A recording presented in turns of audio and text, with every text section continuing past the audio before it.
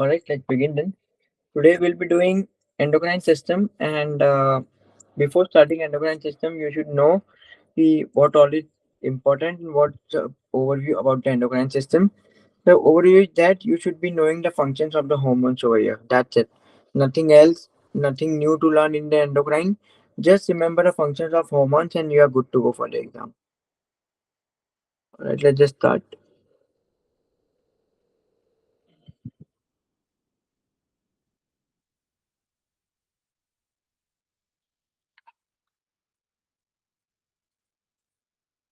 This is going to take time.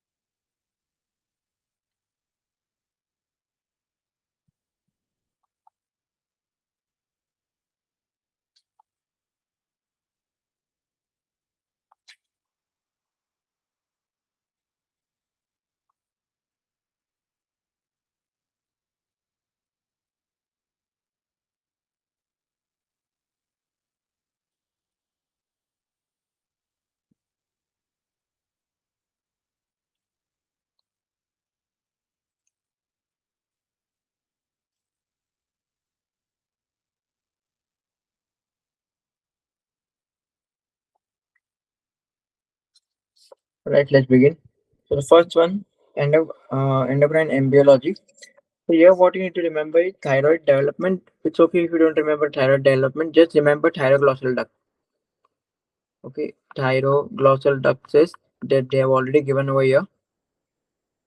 Okay, so this is thyroglossal duct cyst. Now how they will be presented to you.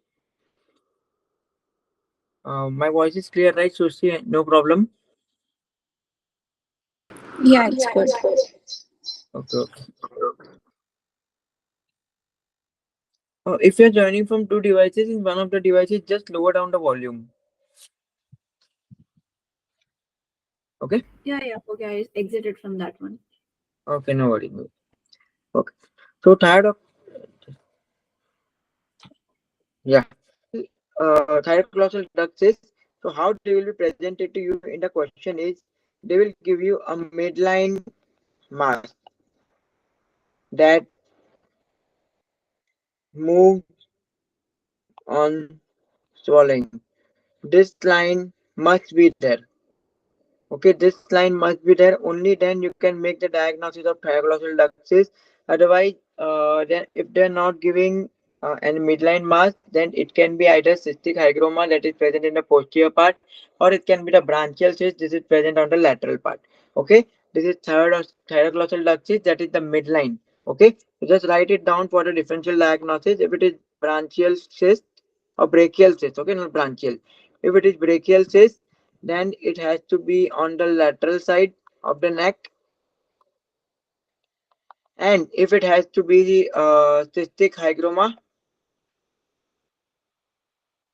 most commonly it is seen on the posterior side of the neck. Okay, if they want to ask about thyroglossal duct cyst, they will say a midline mass that moves with swallowing. Okay, this line is very important.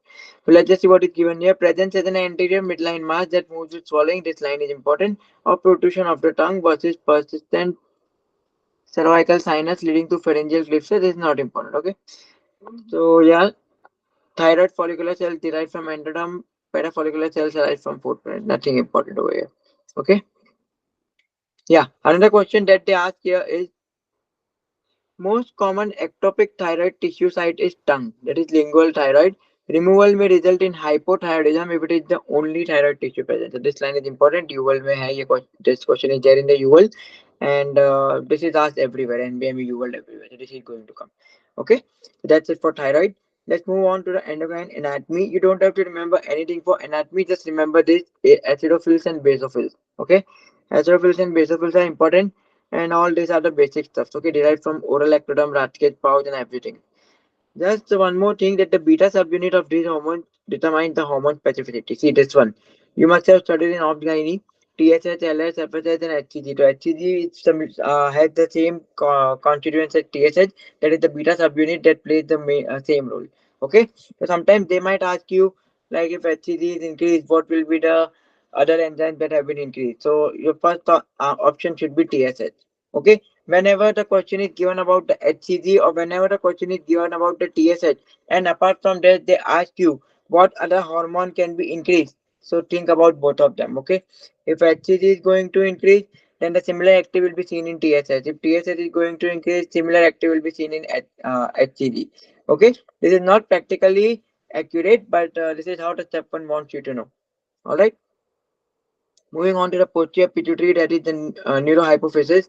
So vasopressin and oxytocin are released, and see, vasopressin is released from the supraoptic, whereas oxytocin is released from the paraventricular. They might specifically ask you for the location, so you should know vasopressin, that is ADH. It is from the supraoptic, whereas oxytocin is from the paraventricular.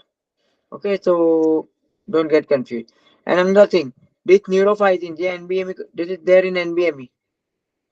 Okay, neurophysin. What does neurophysin do? Neurophysin is responsible for the transport of oxytocin.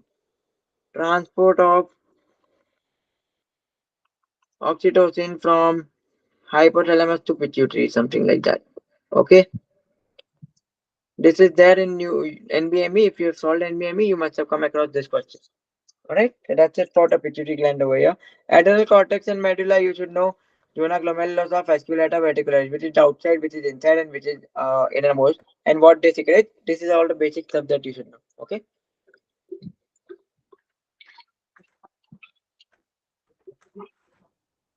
Coming to endocrine pancreas, you know alpha, beta, delta cells. What does it secrete? So we don't go into detail here. Just remember this information: HCG, TSH, and transport this neurophysin. What is neurophysin? That's it. Moving ahead, coming to the physiology part, and this is the most important part because this is what will be determining your pathology. Okay, if your physiology is strong, your pathology is going to be strong. So let's just see one by one all the hormones.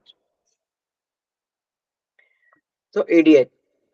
Okay, you know the function and you know the stimulus. But one thing that extra I want you to add is whenever there is increase in sodium, there is going to be increase in ADH. Okay, in whatever the question you find, if sodium is increased, ADH is supposed to be increased. Okay, and okay, just for now, just under just write down the one liners. Major volume regulator. Major volume regulator is aldosterone, whereas major tonicity regulator is ADH. Okay, yeah. Another thing, as I told you, if sodium is increased, ADH is going to increase. So any other case where ADH will increase is low BP. Sorry, not low BP, low blood volume. Read it.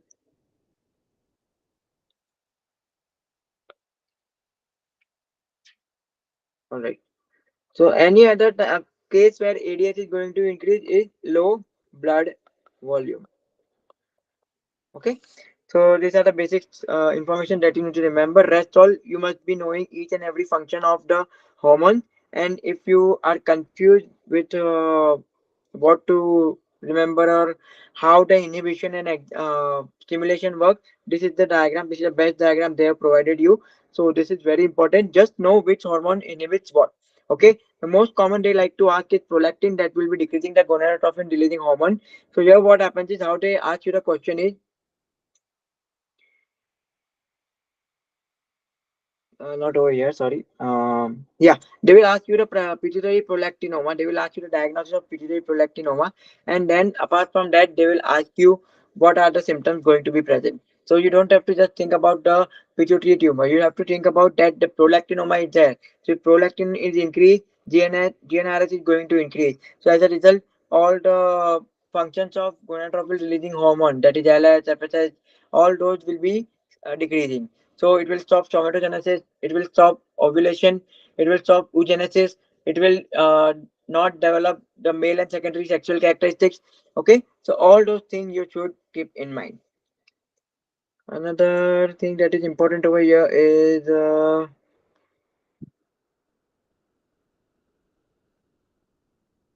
okay, that's it. One important point was there I wanted to.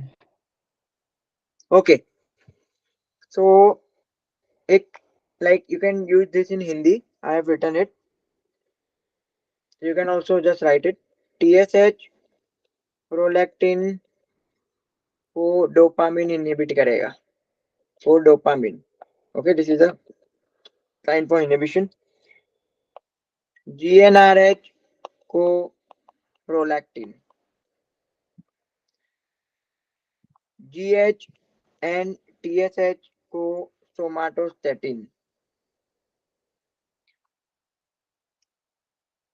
TSH inhibits somatostatin and dopamine. एक minute, TSH inhibit dopamine, TSH inhibits somatostatin, somatostatin TSH से भी करेगा. Okay, ये wrong है. THH dopamine को inhibit करेगा. Okay, so only one thing that you need to remember here is कि ये prolactin and dopamine, because see, if they will give you one question, the question will be prolactinoma. Okay, the question will be prolactinoma, and you are having all these symptoms. GnRH decrease का symptoms है. Okay, so now they will ask you what can be used, what drug can be used here. Okay, so your answer will be dopamine agonist. Okay, this question has been frequently asked in NBMEs and UWorld so many times. So this is one important case that I want you to remember here. Prolactinoma में GnRH inhibit हो जाएगा. Okay, if there is increase in prolactin, GnRH is going to decrease. So they will ask you what drug can you give. So most commonly they ask is bromocriptine agate, that is the dopamine agonist. So if we give dopamine agonist, dopamine is counteract effect of prolactin, and as a result GnRH symptoms will be gone and tumor can be reduced also. Okay, so this is very important. Just make sure you know this. Okay, that's it. And that's all. You should be knowing the basic functions of all the hormones. These are a few questions that they have asked, and this is the information that you should remember when you are dealing with ADH. Okay, coming to the growth hormone. Now see here, see, this diagram is only important. Rest all you can avoid. This, this, this, and this. So what inhibits and what stimulates the release of growth hormone? Okay, simple. They will be giving you various cases. Okay, this seems very unlikely to come, but they will say a patient who is obese came to you, a patient with hyperglycemia, a patient is diabetic came to you, an old patient, a sleep deprived man, a hypoglycemic, I told you, then a person who is in stress. So these are the common situations how they are asking the question. So don't get confused. Just remember all these four criteria how they will be asked. Now another thing, stimulates linear growth and muscle mass through IGF-1. This IGF-1 is very important, and that is secreted by liver. Okay, this line is very important. You will have this one question, and even NBME has this question. Okay, moving ahead. Then we have secretion. As I told you, this is important only. They have given in line also over here. Excess secretion will lead to acromegaly, and decreased secretion will lead to dwarfism. Okay, so that's it for GH. This is the physiology part. We'll be doing pathology separately. Coming to antidiuretic hormone, that is ADH. I already gave you 2 to 3 points over there in the beginning. So let's just see what is important over here. Regulates blood pressure and serum osmolality. Remember the receptors, okay? Remember the receptors.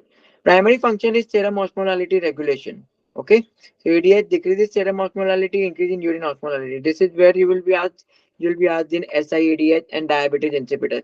That is the differential diagnosis. This is how you will be asked to diagnose between SIADH and diabetes insipidus. So for now, just remember what does ADH does, and rest all we can be doing it while solving pathology. Okay, and yeah, another question over here. Nephrogenic DI can be caused by mutation in V2 receptor. This was a question. Okay. And another thing that you need to remember here is, yeah, V2 is a GS receptor that it increases CAM, that is adenyl cyclase. Okay, so this is going on the basics of G coupled protein receptor, the topic that we study in the basic physiology part, G protein coupled receptor. So V2 receptor जो है, it acts at the GS subunit of G protein. Okay, so this was the question asked in NBME. I think you should know it. Okay, and another one is, yeah, V2 acts as GS. So where does V1 act? V1 acts as GQ. Okay, it activates PLC, that will activate IP3 plus DAG, increase in calcium. Okay, so this is important. Actually, this was asked in NBME. This was the extra information that you gave. So please note this down. This is very important. This is how the questions are going to be asked. Baki to endocrine is just direct questions will be there in it. In endocrine, just focus on this diabetic ketoacidosis. That is in there they play with the potassium levels. Next is SIADH and DI, and nothing else. Nothing else they will be playing you with. Rest all is just direct answers. Only these three topics. Just focus on. You are good to go.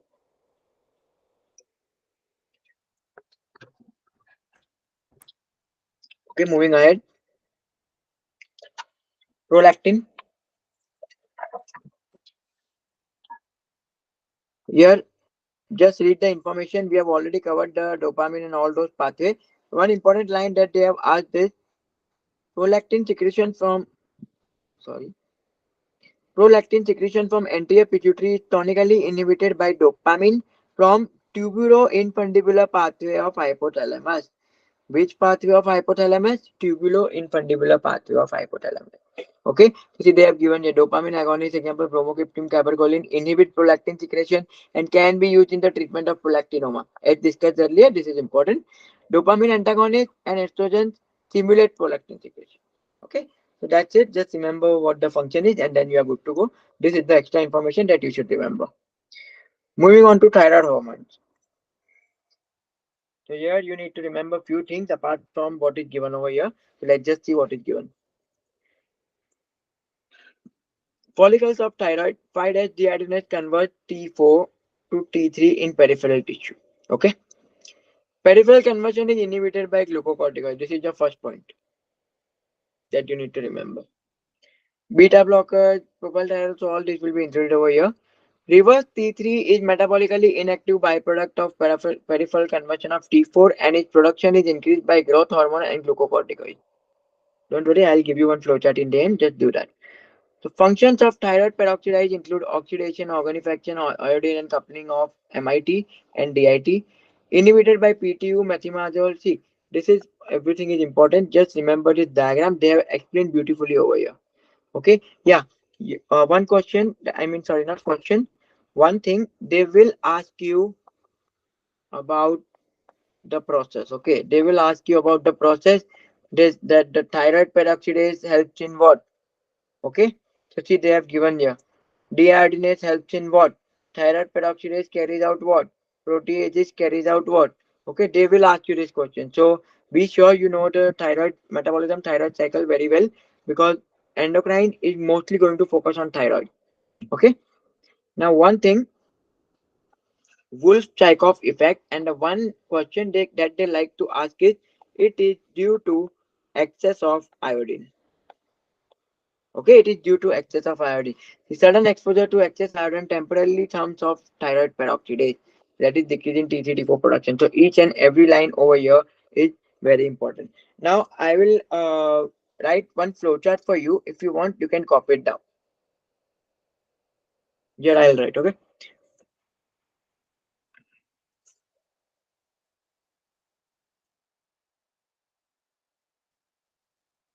Okay. It is a relation between pregnancy and thyroid.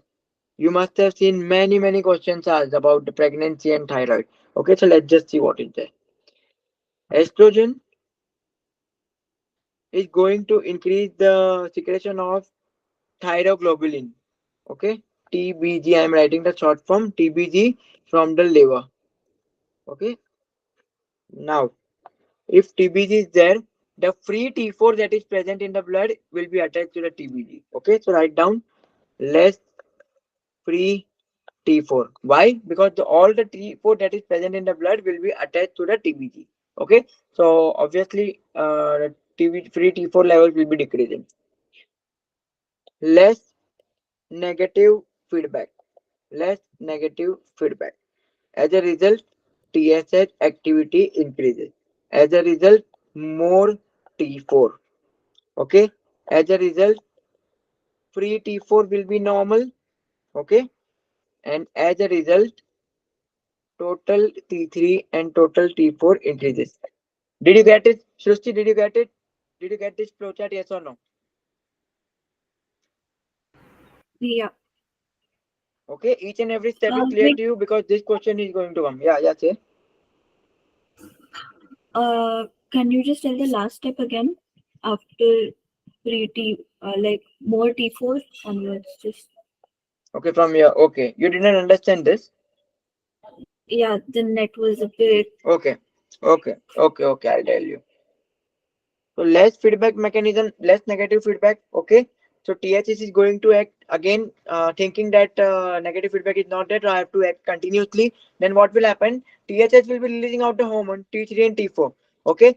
But what we did is in the blood there was less free T4. Okay. In the blood there was less free T4. But THS is decreasing, increasing T3 and T4 more and more.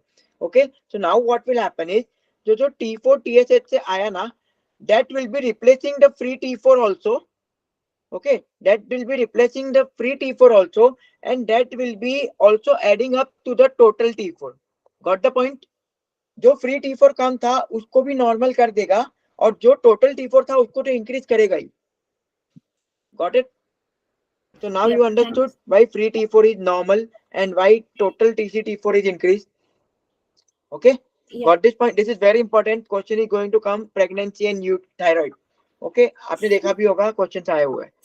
Okay, so this yeah, flowchart, note this down, and from here only, yeah, and from here only you can see what will be the lab values if the pregnant woman comes to you for thyroid. Okay, so just write this down. This is very important.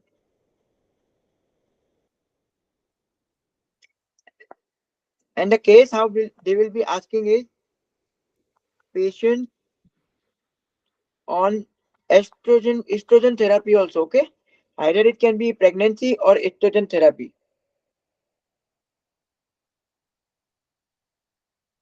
So lab values easily identifiable. TBG will be increased. Total T4 and T3 will be increased. Free T3 and T4 is going to be normal, and TSH is going to be normal because the activity of TSH is increasing, and that is what stimulating more T3 and T4 production. Okay, so I hope you are clear with this lab values. सृष्टि, ये lab value के साथ clear हो आप? yeah, All right, please note this down. This is very important.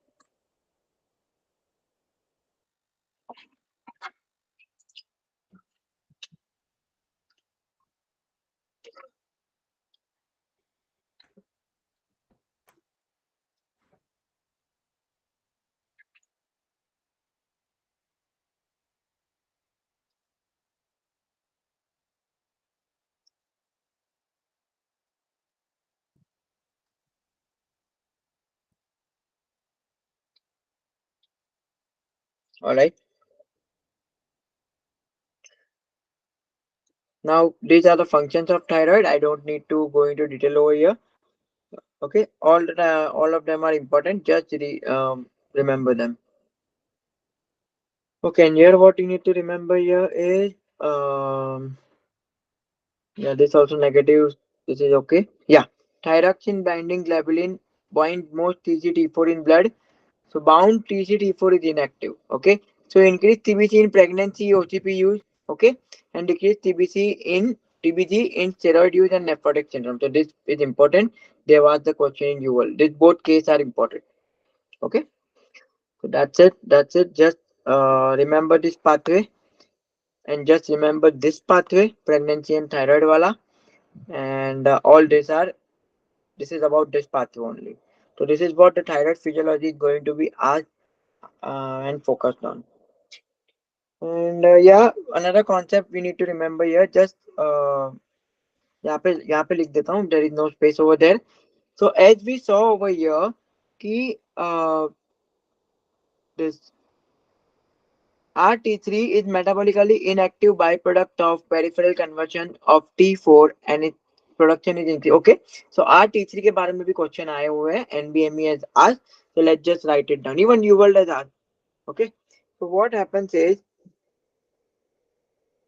T4 जो होता है, it will be forming T3 plus RT3, that is conversion जो होगा, peripheral conversion.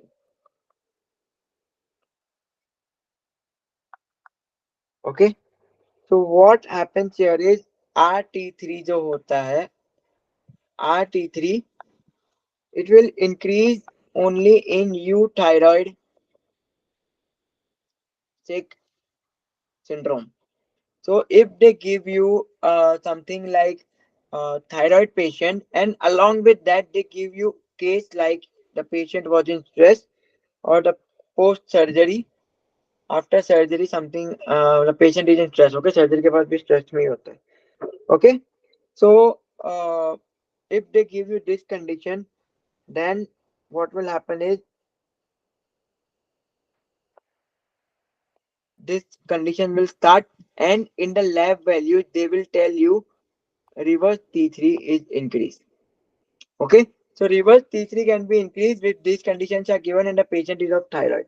So your other lab values will be TSH normal, normal T4, decrease in T3 and increase in RT3.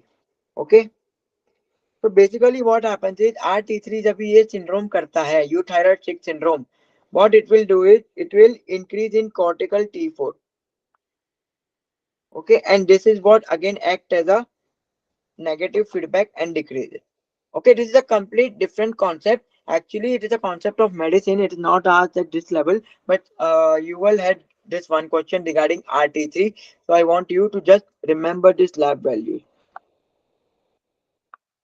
These are the lab values for euthyroid 6 syndrome. RT3 is increased and normal T3 will be decreased. Rest all will be normal. Just remember this. They will ask, मतलब you will में पूछा. Okay, so that's all about the thyroid physiology. Please note this down.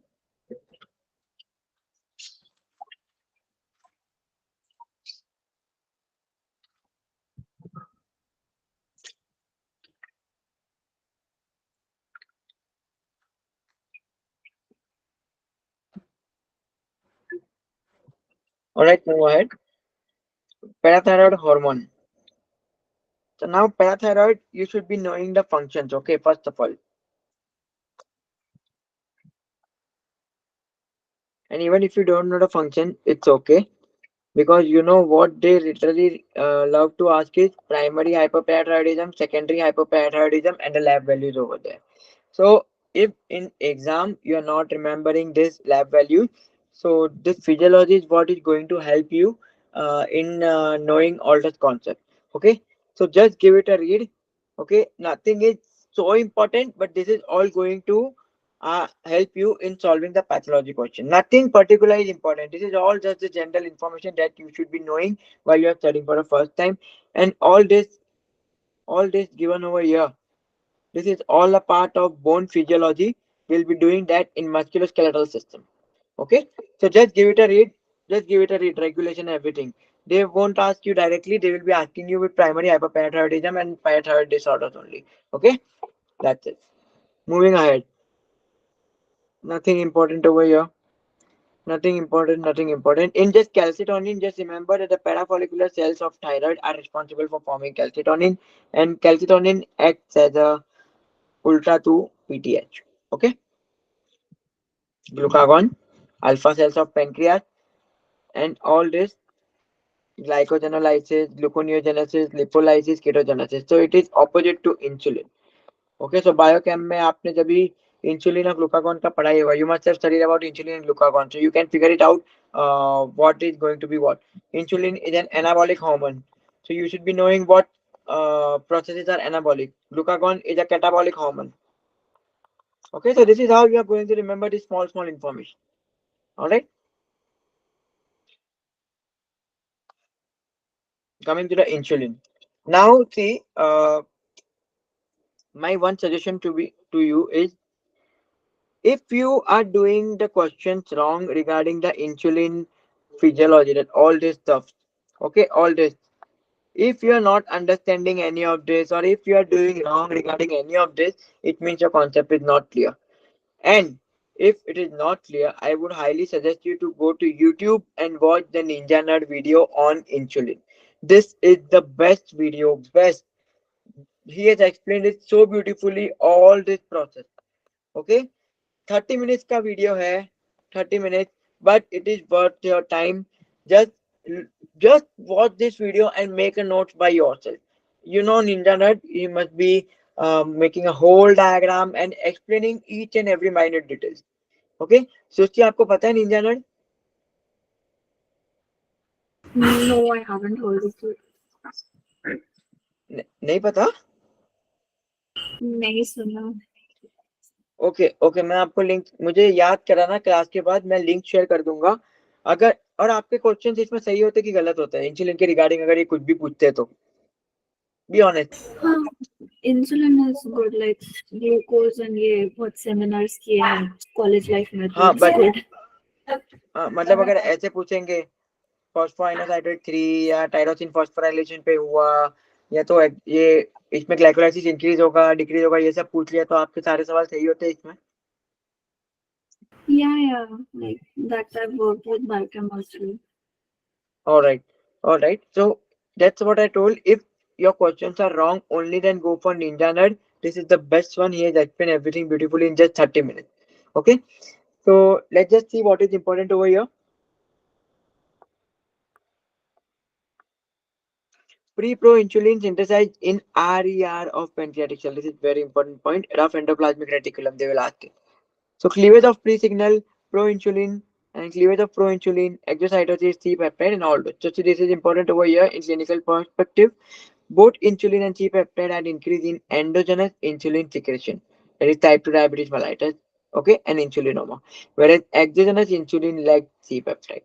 Okay, so endogenous की कोई problem है, it means C-peptide is also going to be increased, but if it is coming from outside, C-peptide won't be there. So this is one important point over here that you need to remember. Now coming to the information, basic information that they like to ask is, of course, this GLUT4 wala. Okay, so GLUTs, all you have to remember. They will ask you about GLUTs. They will give you the case and they will ask you which GLUT is responsible for what. Okay. Now another important point is bind insulin receptor, tyrosine kinase activity. This is very important. This is all they are talking about this diagram. Okay. All these steps. In this step, what is important is insulin response with oral versus IV glucose due to incretins, GLP-1. This is another question that was asked. Okay. Now, another important point is this. Release decreases by decreasing alpha 2 beta 2 stimulation. This is another important point that they will ask. Okay. And the next one is, yeah, how glucose will be entering beta cells, that is through ATP generated glucose metabolism. So this is all small things that you need to remember. These are the functions they have given anabolic effects of insulin. Okay, so insulin I will mark as a very high yield question, very high yield, along with thyroid, insulin or diabetes ka part, very high yield. So many questions have been asked from here. Okay, so that's it. These are the small information that I have made you highlight, that for sure you have to remember, and rest all is just the general information of how you will be diagnosing the condition. All right, moving ahead. And one more thing, if you are lacking in understanding this diagram, directly go to Ninja Nerd. He is the best. Okay. Now this, again, very high yield. At least one question is going to be asked. And here I would like you to at least retain this part of flowchart. Okay. Because what they will do is this, so you will do. Okay. Once you identify what deficiency is there, You are going to remember these values and you are going to do it. Okay, but the problem, where the problem will be coming here is, if they say there is deficiency of 21 hydroxylation, okay, if there is deficiency of this, so the progesterone level will be increased. They will ask you like this, or the 17 hydroxy progesterone level will be increased. Though they have given it in the table, no doubt, okay, but or not all the, see, progesterone is not given, but 17 hydroxy progesterone is given. Okay, so just at least remember this much pathway, what was there above, what was there below, and at the end you need to remember, if in a question they say that the problem is in a male baby, most commonly they are asking about 17 alpha hydroxylase deficiency. Okay, male baby दिया हुआ है, then directly go for 17 alpha hydroxylase. Whereas in this there will be virilization. In this there is no virilization. This is another important point. And if you are still confused about remembering this table, the first year itself has given the very important tip. If deficient enzyme starts with 1, it causes hypertension, and if it ends with 1, it causes virilization. Okay, तो starts with 1, we have 17 and 11. So ये hypertension हो जाएगा, मतलब BP increase. If BP is increased, potassium is decreased. So this is how you will be remembering each and every stuff. And if deficiency enzyme ends with 1, these two are there, it will cause virilization.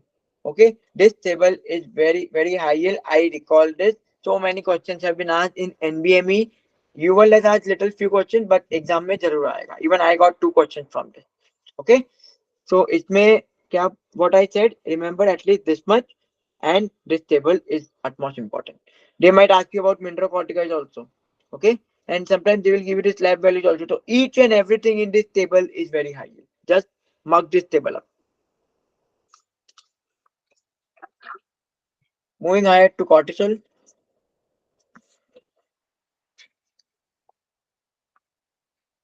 You know from where it is secreted, fasciculata. And these are the functions that you remember about the cortisol. And one question they like to ask is, cortisol causes neutrophilia, whereas it causes eosinopenia and lymphopenia. So every time they will give you in the blood, in the lab value, neutrophils is high,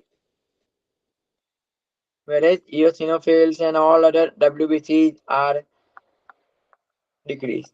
So just remember, neutrophils increase हो रहा है, बाकी सब decrease हो रहा है. Neutrophils is increasing, rest all is decreasing. It means that the cortisol was given to the patient, or the patient is having inborn or inbuilt cortisol secreting tumor. Okay, so this is important.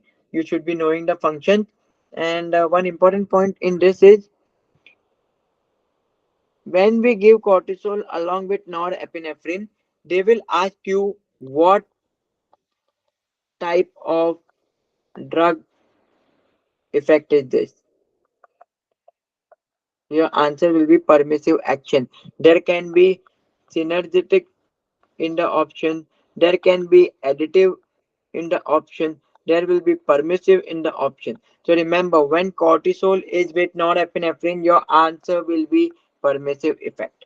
Okay, so don't confuse here. This is also most commonly asked question. In ghrelin and leptin, just remember, ghrelin makes you hungry and leptin makes you thin. Okay, leptin doesn't make you hungry. All right, now coming to the most important part of this chapter, so of this system, sorry.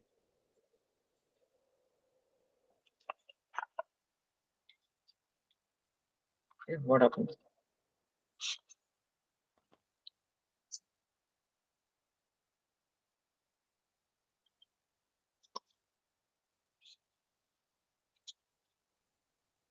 All right, guys, this is very important. This whole chart is very important. Mostly I have written it before also. More and more questions are asked. How they will ask? They will give you this in the option, or they will give you this in the question, and they will ask you to identify which hormones are what. I'm sorry, there is no trick to remember them. All you can do is remember the mnemonic, but mnemonics are also very tough to remember. But questions are for sure going to come. NBME has asked it so many, UL has asked it so many. So please, this you have to रटोफाई. इसका print out निकाल के अपने wall पे लगा दो, print out and keep it there. When you wake up and see, you will be seeing everything like this. Okay, this is very important. You have to remember. Nothing else you can do about it. That's it. That's it for physiology. I think all those important stuffs I have made you write it down, and cases and everything. So in physiology, you have congenital adrenal hyperplasia, thyroid में pregnancy and obesity wala, and euthyroid, and next one is prolactinoma, and other thing is ADH ka. Okay, and here is all the signaling of endocrine hormones. So all this is very very important. Please don't miss this out. Or yeah, one more thing, insulin. Insulin, if you are not able to understand, go back on YouTube, type Ninja Nerd. Insulin will be coming. 30 minutes video is there. Everything is done. Okay, let's move on to pathology. Endocrine pathology is is the easiest I would consider. Only 2 3 topics are there where you have to apply the brain. Rest all easy.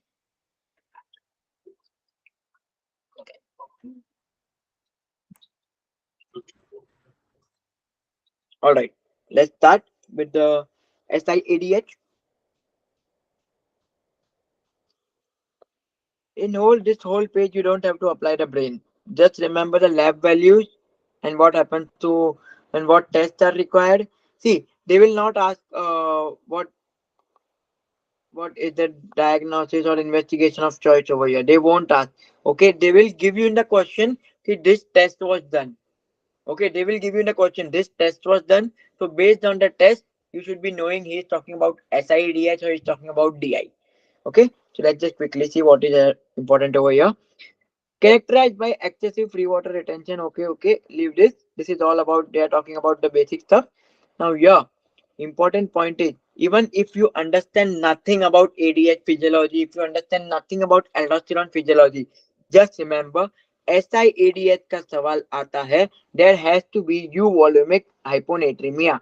Second thing, SIADH का सवाल आता है, there has to be urine osmolality greater than serum osmolality. So these two are the important points that will help you to diagnose SIADH. Moving ahead. So water retention with decrease in aldosterone and increase in ANP and BNP. So all this stuff is one question over here. Okay, they will be asking you arrow questions. Arrow questions आएंगे in SIADH, level of aldosterone, ANP, BNP, and sodium level, everything. So even if you don't understand it, don't worry, just mug it up. Direct questions will be there. Direct question. Okay. Moving ahead, euvolemic hyponatremia already done. The treatment is fluid restriction and salt tablet. Now you won't be asked what is the treatment. In the question, they will itself mention कि in the treatment, salt tablets were consumed. Okay, in the treat question they will be giving you. Okay, and yeah, how SIADH question will be presented to you. Most commonly, they will be giving you about head trauma and CNS disorders, and the second one is small cell lung cancer. Okay, lung cancer, and along with that, SIADH is there. There is another tumor we have remembered in lung cancer. Srishti, can you recall that tumor? That not tumor actually. It is one of the myodegenerative disease, I think. No, not neuro, myodegenerative. Can you recall, Srishti, which disease was there in the small cell lung cancer? Come on, quickly tell me.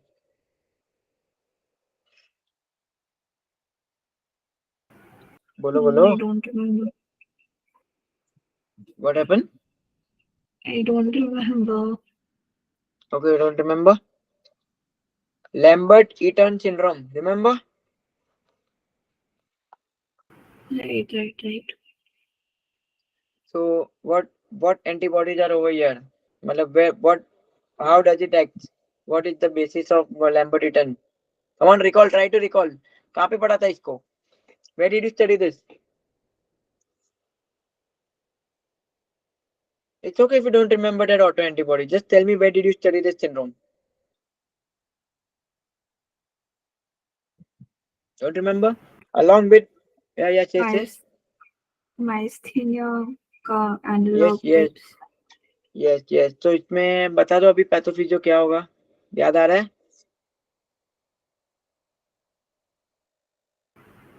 ये muscle weakness that gets better with repeated usage.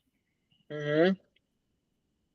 और मुझे वो बता दो कौन से, मतलब ये क्या करेगा, इसका मैकेनिज्म बता दो। Uh, it blocks कौ, the कौन ये, presynaptic. ये कौन से चैनल्स को ब्लॉक करेगा बताओ। Uh, बोलो बोलो बोलो। माइस्थीनिया ग्रेविस कौन से चैनल्स को ब्लॉक करता है, कहाँ पे एक्ट करते हैं वो? Myasthenia uh, gravis acts on acetylcholine receptor, postsynaptic acetylcholine. Lambert Eaton is going to act on the calcium channels.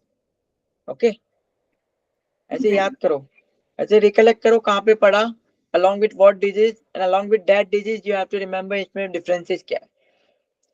Okay, so Yeah. Lambert-Eaton syndrome, they will most frequently be asking you Lambert-Eaton and small cell lung cell carcinoma. In the case itself you have to diagnose, and along with that what other endocrine disorder can be seen in the patient. So your answer will be SIADH.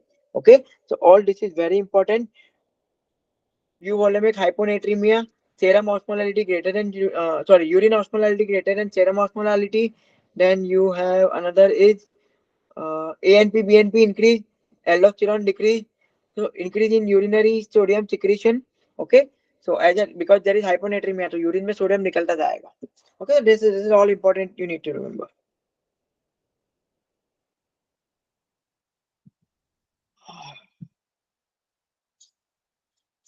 Just a minute, please.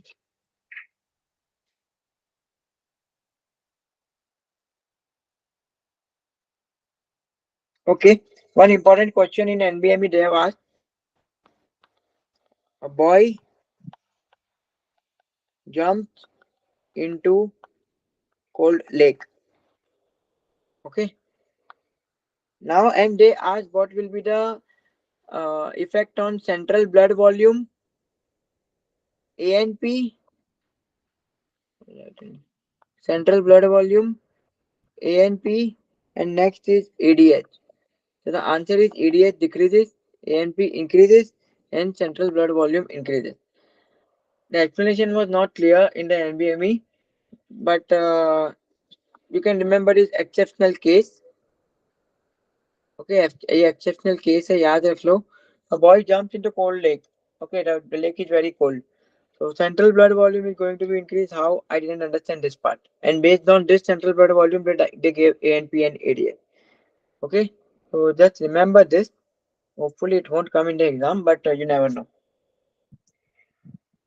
So moving to three other criteria regarding ADH disorder. So let's just see. First, let's do the primary polydipsia. Okay, it means the question will be given that the patient is drinking more and more water and releasing out more and more water. Okay, so excessive water intake, it is mainly due to psychiatric illness. This they will ask you what is the etiology behind this disease. So psychiatric illness is most common. Okay, and the next one is serum osmolality decrease, EDH level decrease or normal, significant increase in urine osmolality. That's it. Okay, that's it. That's all about primary polydipsia. We'll compare later. Let's just see now central DI and nephrogenic DI. Okay, so here what happened is in the SIADH, the urine osmolality has to be more than the serum osmolality, but now in DI, urine osmolality will be less, serum osmolality will be more.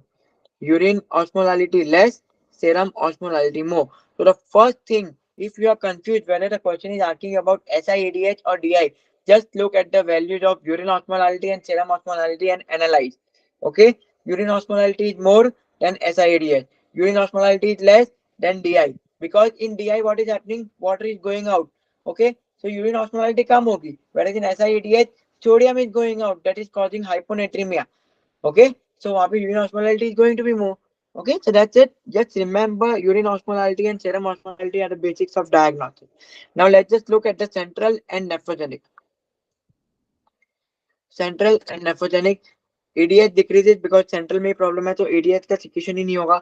In nephrogenic, ADH is there Okay, ADH levels might be normal, but there is resistance. Body is resisting to the ADH effect. Okay, this word is very important.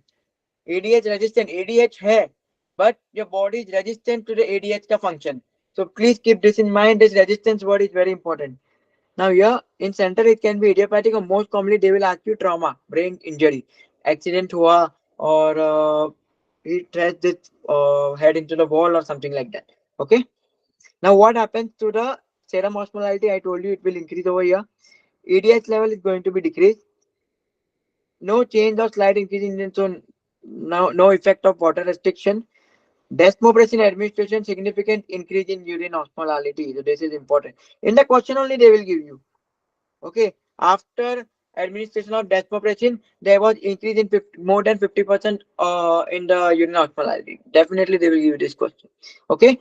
So how to diagnose central DI? ADH level is going to be less. They will give you either trauma. Third, in the water restriction, no change. Whereas in desmopressin administration, 50% से ज़्यादा urine osmolality has changed.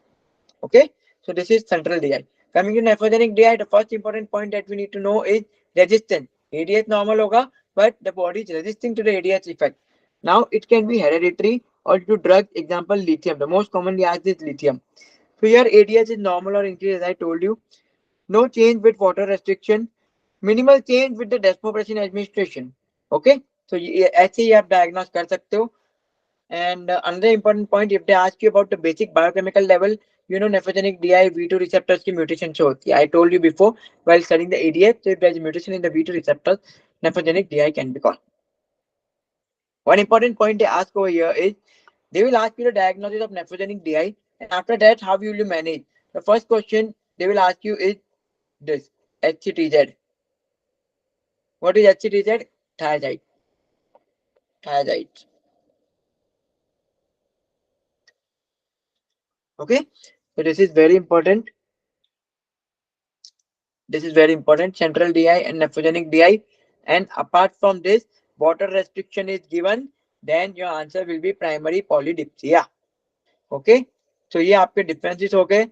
If they are talking about water restriction, primary polydipsia. If they are talking about desmopressin administration and there is an effect in urine osmolality, central DI. If they are talking about both of them and कोई effect नहीं है, nephrogenic DI. This is how you will be differentiating all three of them.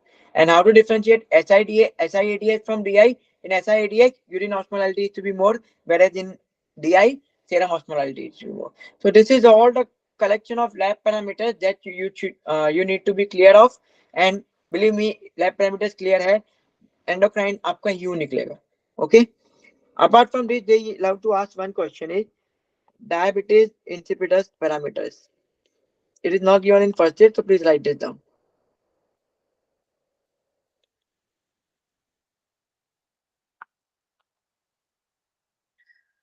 So diabetes insipidus parameters on the various tubules of kidney. How they will be asking it. So if it is PCT, it is going to be isotonic. Okay. If it is medullary cavity, it is going to be hypotonic. If it is juxtaglomerular apparatus, it is going to be hypotonic. And the last, collecting duct, it is going to be hypertonic. Now, nowhere in UL this is given, only in NBME it was given, and my luck was so bad, I got this in exam also. So I did study in NBME, but it was given nowhere. So I thought this won't be coming, but in exam it came. And please, this is very important. PCT, medullary, JJ, and obstruent. Just remember PCT में isotonic, बाकी दोनों में hypotonic और collecting duct में hypertonic. Remember this. Explanation मत जाओ because I even don't know, and in NBME explanation was not given properly. Okay, so just remember this. Make sure diabetes insipidus के time ही ये पूछा जाएगा. All right. So just note this down, and we'll move to the pituitary.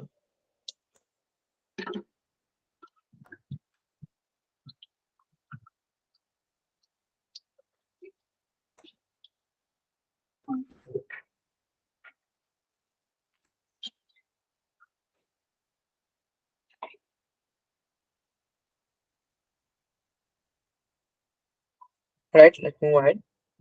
What we have over here are pituitary.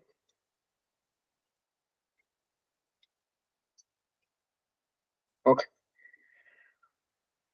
As you go from the name, under secretion of pituitary hormone, it can be two things. Non-secreting pituitary adenoma and craniopharyngioma. My first important question is, see, they won't ask you directly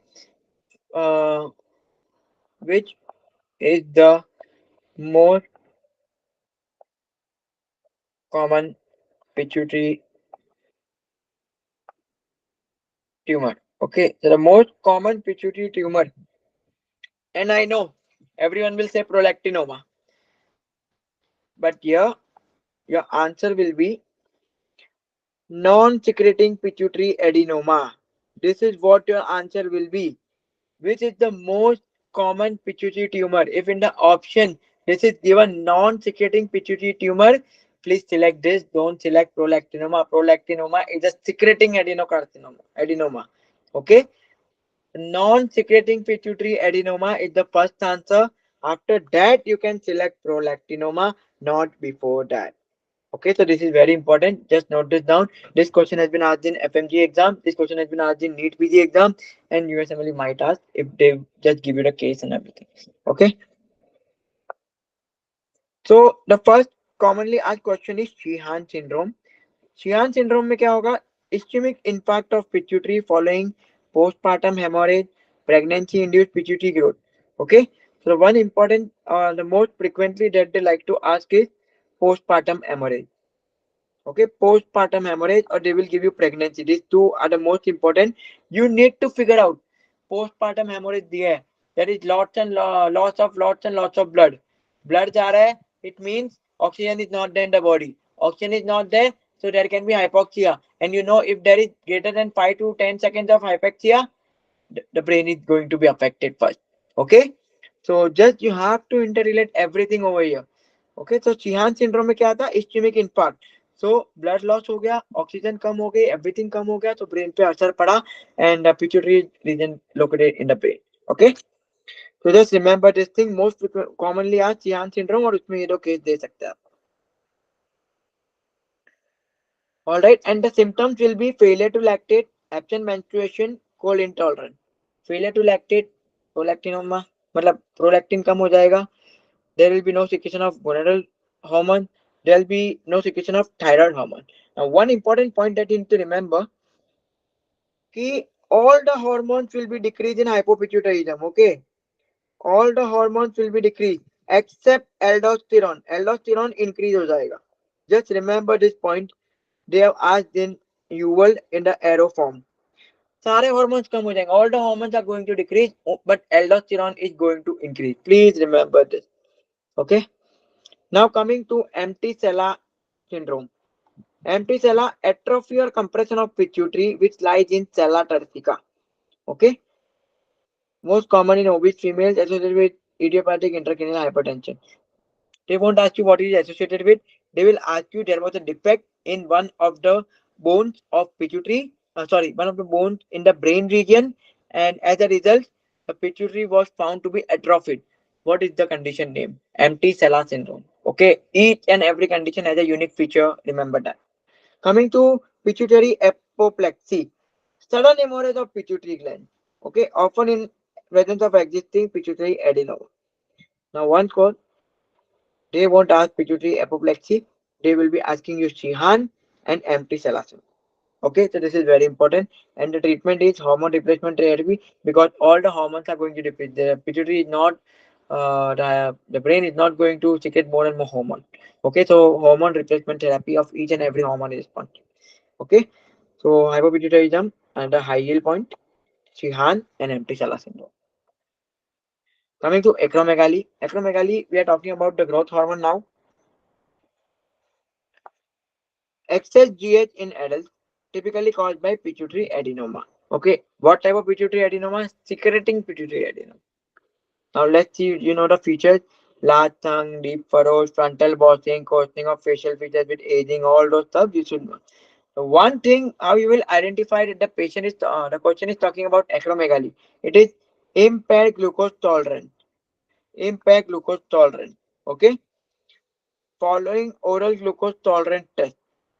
मतलब the investigation of choice over here will be OGTT, oral glucose tolerance test. There will be impaired glucose tolerance, and second, increase in serum IGF. These 2 points are very important. Impaired glucose tolerance sometimes what will make you think is like a diabetes. Okay, but no, it is not diabetes. You have to think about acromegaly also. Okay, that's it. And the treatment is octreotide and pegvisomant. Okay, first is surgical, but if उससे भी रह जाता है थोड़ा, then you give this drug. But they won't ask you about the treatment now. Just remember the features, and that's it. This OG impact glucose tolerance and IGF increase, and that's it. That's it. Okay.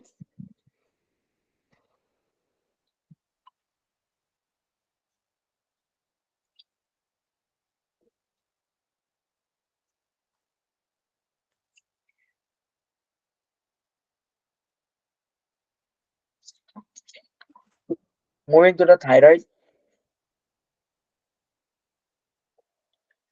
So this is what they have given the functions of thyroid in both the form. If decreases and if it increases, so what happens? Okay. So yes, this is important. You just need to know what happens when. Okay. Heart पे क्या असर पड़ेगा, then reproductive पे क्या असर पड़ेगा, GIT पे क्या असर पड़ेगा. You should be knowing all of them. What is the effect of thyroid and all this. Okay. So I'm not going to detail over here. The few points that you need to be aware about here is that I will discuss with you. Pretibial myxema. Here also myxema will be there. Uh,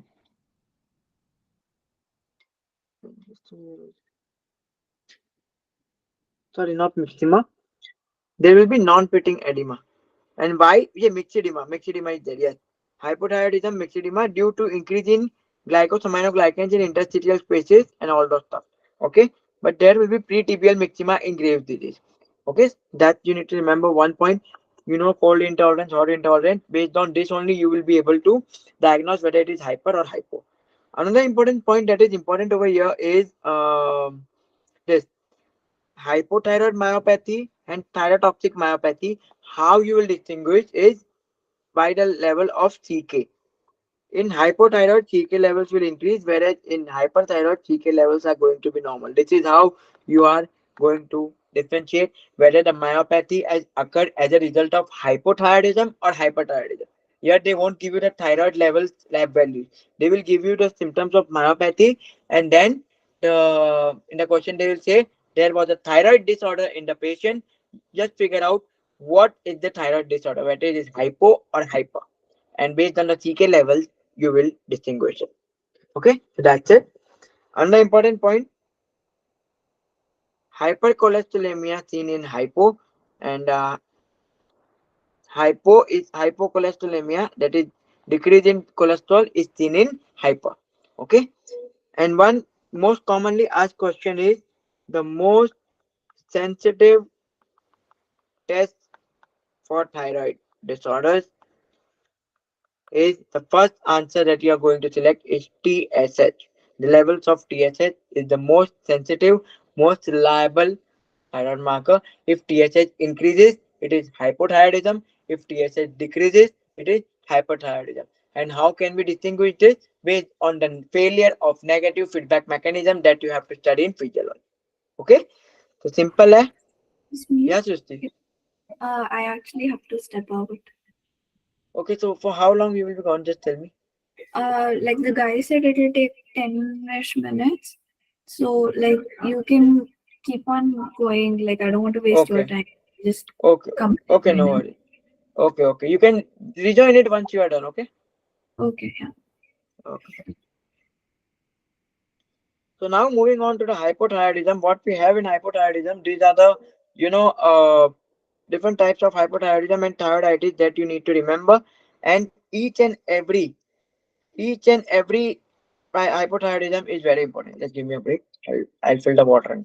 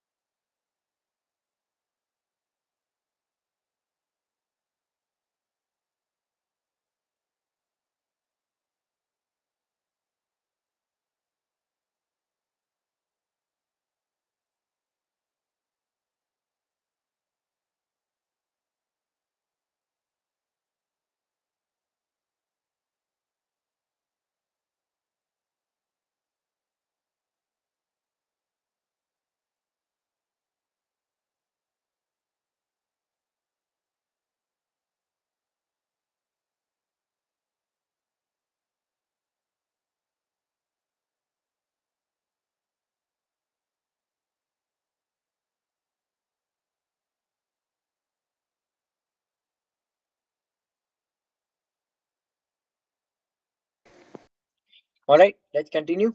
We have hypothyroidism. So first one that they will ask you the most common type of thyroiditis. Okay, the most common type of thyroiditis. Now, if there is hypothyroidism, be familiar with the term thyroiditis. Okay, if there is hypothyroidism, there has to be thyroiditis. Okay, so let's just see. First one, Hashimoto thyroiditis. Hashimoto thyroiditis, also called the chronic autoimmune thyroiditis, most common cause of hypothyroidism. Now, here, yes, you have to remember this HLA-DR3. Okay, HLA-DR3 you have to remember. Next one, increase in risk of primary thyroid lymphoma. This is also very, very underrated and high yield point. So HLA-DR3 and primary thyroid lymphoma is important. Findings: moderately enlarged non-tender thyroid and may be preceded by the transient hyperthyroid. So there will be change. Hyperthyroid, hyperthyroid, hyperthyroid. Sorry. Okay. Now serology. Positive antithyroid peroxidase and antithyroglobulin molecule antibody. This will be given in the question itself. That will help you to identify whether it is Hashimoto or some other type. Okay. Histology, Hertel cells. As given here, these are the Hertel cells. You need to be familiar with all the images given on this page. Okay. Lymphoid aggregates with germinal centers. This line is even important. Lymphoid aggregates with germinal centers, because sometimes they won't give you Hertel cells. They will ask you what are Hertel cells. Okay. So that's it. This is very important. In every thyroiditis, there are 3 to 4 points that are must you need to remember. And directly in the question, the antibodies and all these lines will be given. So make sure you do this page very well. And this is very, very high yield. At least 1 or 2 questions from thyroiditis and thyroid cancer is going to appear in your exam. Okay. So let's just repeat. HLA-DR3, primary thyroid lymphoma, enlarged non-tender thyroid. Fourth is antithyroid peroxidase and antithyroglobulin antibodies. Fifth is Hurtle cells. What is Hurtle cells? Lymphoid aggregates with germinal center. So all this is what you need to remember for Hashimoto thyroiditis. Okay. Moving on to subacute granulomatous thyroiditis. Now one thing, decurvent thyroiditis. This is another name. How will you remember this? Vein pain. This is the only type of thyroiditis that will be having pain. Okay. So let's just see. Transient hyperthyroidism, euthyroid, hypothyroidism, euthyroid. Again, similar to little bit similar to Hashimoto. Hyperthyroid, hypothyroid, hyperthyroid, hypo. This is what is going to happen. Okay. Now your important cases, they will give you there was a viral infection. Viral infection is important in the question. Viral infection is supposed to be mentioned. Okay. Let's just see findings. EHR will be increased. Okay, inflammation will be there to EHR is going to be not a big deal. Jaw pain is important. Jaw pain is important. Pain is going to there in decurvent thyroiditis. Pain hoga hi. Okay. Very tender thyroid and histology is granulomatous inflammation. Granulomatous inflammation is important. So let's just see decurvent में क्या है. Decurvent में pain है. Viral infection है.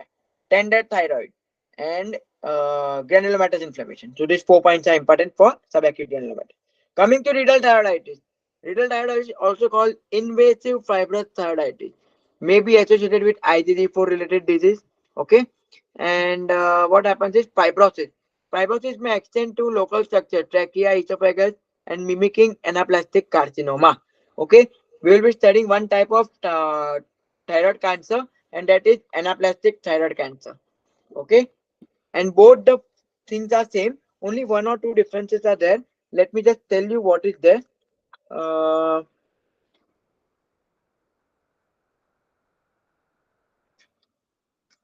okay, I'll tell you when we do the next part. Okay, when we do the cancer. So you're finding slowly enlarging hard fixed non-tender thyroid, hard rock-like fixed non-tender thyroid, thyroid replaced by fibrous tissue and inflammatory infiltrate. Now, one important point that I want you to know: how to distinguish it from anaplastic carcinoma. Here, what will happen is there will be fibrosis, there will be extension to the surrounding tissue, but it will be minor. Okay, and there will be no hoarseness. How does hoarseness occur? Because of some recurrent laryngeal nerve that is being supplied from the esophagus to all the GIT structure. So if laryngeal nerve is compressed, the hoarseness is going to occur. But in renal thyroiditis, that is not so much severe expansion. So here you won't get hoarseness as a finding. Whereas in anaplastic carcinoma, there is going to be. Okay, both are same. Fibrosis will occur in both. It might spread to local structures, but in riddle, it will be more. So it's sorry less. Okay, so this is how you are going to remember. Coming to the last, congenital hypothyroidism, just remember the 6 P's. Pot belly, pale, puffy face with protruding umbilicus, protruberant, and poor brain development. That's it. Okay. And other causes we have is not remember Wolf Chaikoff effect and all those stuff. Iodine excess by a drug, amiodarone and lithium, and iodine deficiency is the most common worldwide. So that's it. That's you need to remember. See all these images: granulomatous inflammation, fibrosis. Okay, so this page is very important. Especially, you should be able to distinguish between Hashimoto, D. curvain, and Riddle. Okay, very important. One question is short for sure to be asked in the exam. Moving ahead, here in hyperthyroidism, you just have to be aware about Graves' disease. Ignore these two because the questions haven't been there more. So let's just not waste your time on this. So Graves' disease, let's just see what is there. So here, most common cause of hyperthyroidism. Okay, thyroid stimulating immunoglobulin (IgG) can cause transient neonatal hyperthyroidism. It is a type 2 hypersensitivity. To stimulate TSH receptors on thyroid, okay, dermal fibroblasts and all that stuff. So now see what happens here is how Graves of orbitopathy can occur. So let's just see. Activation of T cells, lymphocytic infiltration in the retroorbital space, increase in cytokine, increase in fibroblast secretion, increasing osmotic muscle swelling, inflammation, exophthalmos. Okay, so sometimes they might ask you how exophthalmos has occurred. Okay, so this is important over here. And the histology is given here: tall, crowded follicular epithelial cells and scalloped coli. Now, apart from this, they might even give you follicular hypertrophy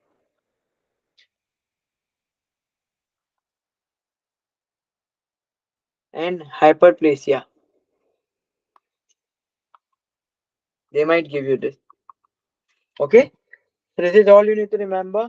And the antibodies are antibody to thyroid stimulating immunoglobulin. Autoantibodies to thyroid stimulating immunoglobulin. Okay, so this is what is responsible for Graves' disease. Rest all just avoid them. No need to know. Coming to the thyroid adenoma. Okay, so thyroid adenoma, this image is very important. Okay, so benign solitary growth of thyroid, most are non-functional. Okay, and the most common histology is follicular, absence of capsular or vascular invasion. So there is another type of carcinoma, that is follicular carcinoma. So in the follicular carcinoma, there will be capsular or vascular invasion. Okay, whereas in thyroid adenoma there is no invasion, but it appears like a follicle. So this image is very important. You should be familiar with all the images in thyroid gland.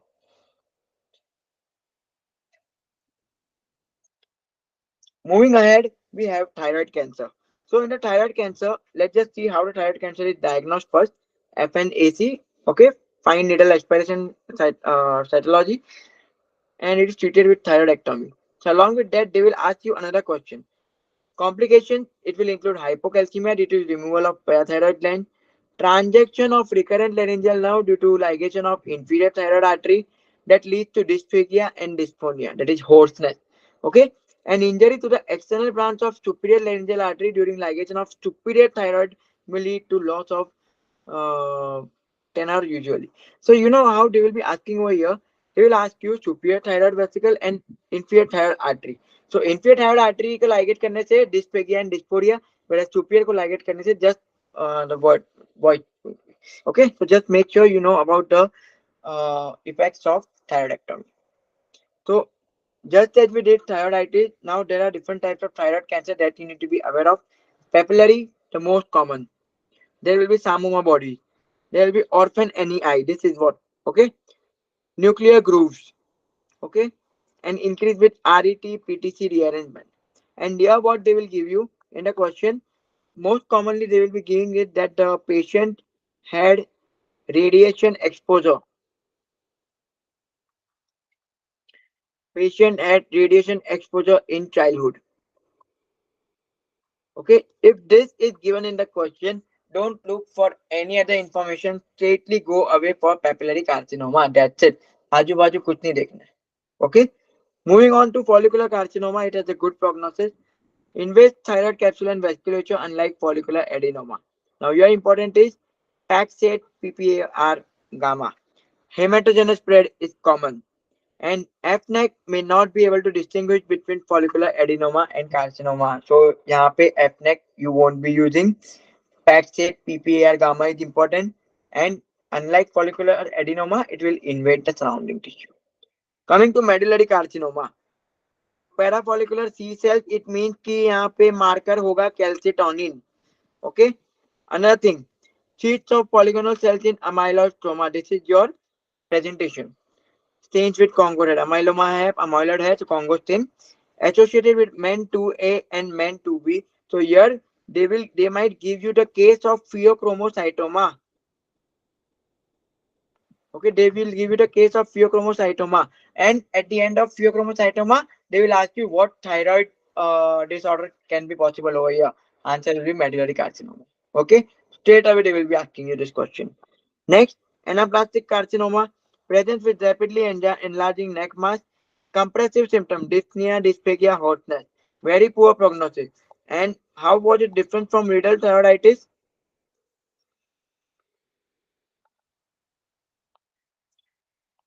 There was there were no, these symptoms were not present. Okay, so this is how the thyroid cancer and thyroiditis are going to be very very important and high yield. Definitely questions are going to come from thyroid cancer as well as thyroiditis. Okay, so these two pages in thyroid pathology very important. Just you should be knowing all the images. In the thyroiditis I told you, you should be knowing the serology and histology also. Histology is very important over here. Okay, with this we are done with thyroid. Now let's move towards the parathyroid. Okay, so in the parathyroid, remember this diagram. Okay, like in one of the question in NBME, I think they asked, they gave A, B, C, D. Okay, so just look at this diagram. It's easy. Just you have to look at the values and use your brain. Okay. Now coming to hypoparathyroidism, what all you need to remember here is due to injury of parathyroid glands or the blood supply. Okay. Findings are tetany, hypocalcemia, and hyperphosphatemia. Okay, so parathyroid, if parathyroid is normal, it will be maintaining phosphate, calcium, as we saw in the physiology part. We haven't discussed it, but this is the basic information. So no need of applying major brains over here. Okay, so if PTH is low, your calcium is going to be low and phosphate is going to increase. Okay, simple. Now let's just see what is given over here. Swastik sign and a Trochio sign. So you need to remember these signs. Okay, you need to remember this sign. Important. They might not ask you what is the meaning of this swastika and Trochio. They will give you in the question. So in the question, you should be able to pick it out. Yes, if they are talking about this hypothyroidism, the first thing you shouldn't think about hypoparathyroidism. You should think about hypocalcemia. Okay, because of calcium only this is happening.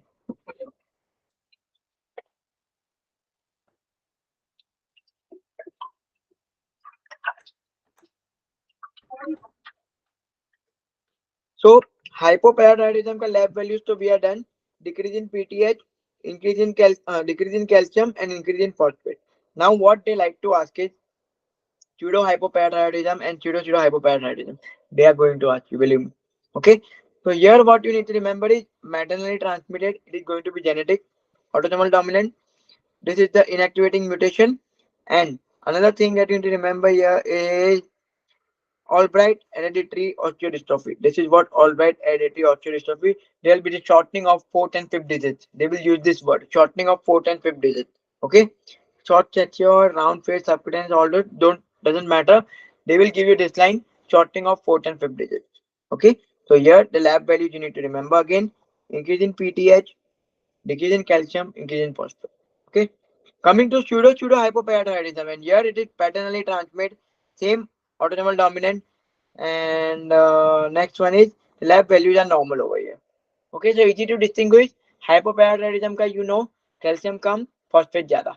Pseudo hypoparathyroidism, one pseudo, okay, one pseudo. It is because of maternally transmitted. Second, shortening of fourth and fifth digits, and lab values में parathyroid increase, calcium come, phosphate increase. Coming to pseudo, labs are normal. It is paternally. Here also they will say shorten fourth and fifth digits. You have to look at the lab values. Okay, simple. Now see, we have done hypo, we have done pseudo hypo. Let's just see about hyperphosphatemia. So hyperphosphatemia, calcium come, phosphate ज्यादा, PTH ज्यादा, ALP ज्यादा. Just remember this hypophosphatemia. That's it. Coming for vitamin D deficiency. Vitamin D deficiency, they will ask so many questions based on this also. Vitamin D deficiency है तो calcium और उस पर क्या फर्क पड़ेगा? Calcium decrease, phosphate decrease, PTH increase, serum ALP increase and vitamin D obviously. Okay, तो simply याद रखो, कैल्शियम फॉस्फेट विटामिन डी में decrease, PTH and ALP increase. See, this is all about the lab values they are going to ask. Everything about lab values in parathyroid gland. So you should know calcium किस में increase हो रहा है, calcium किस में decrease हो रहा है, ALP increase हो रहा है, vitamin D decrease हो रहा है तो क्या हो रहा है. All those stuff is very important. If you are master in this, questions right हो जाएंगे. Moving on to hyperparathyroidism. Hyperparathyroidism, this is very important. Stones, thrones, bones, groans and psychiatric overtones. Okay, they will give you clear दिखेगा. Okay, stones में renal stones, polyuria, bone pain, groans, psychiatric overtone, everything will be there. Okay, so here what you need to remember, one thing is osteitis fibrosis cystica. Before that, let's just see the lab values of hyperparathyroidism. Calcium increase, phosphate decrease and PTH increase. Okay, this is the lab value. Parathyroid hormone increase हुआ, calcium increase होगा, phosphate decrease होगा. This is the primary hyperparathyroidism. Now, what you need to remember in osteitis fibrosa cystica, what you need to remember is cystic bone spaces filled with brown fibrous tissue. This is one line, and another line that I need to remember here is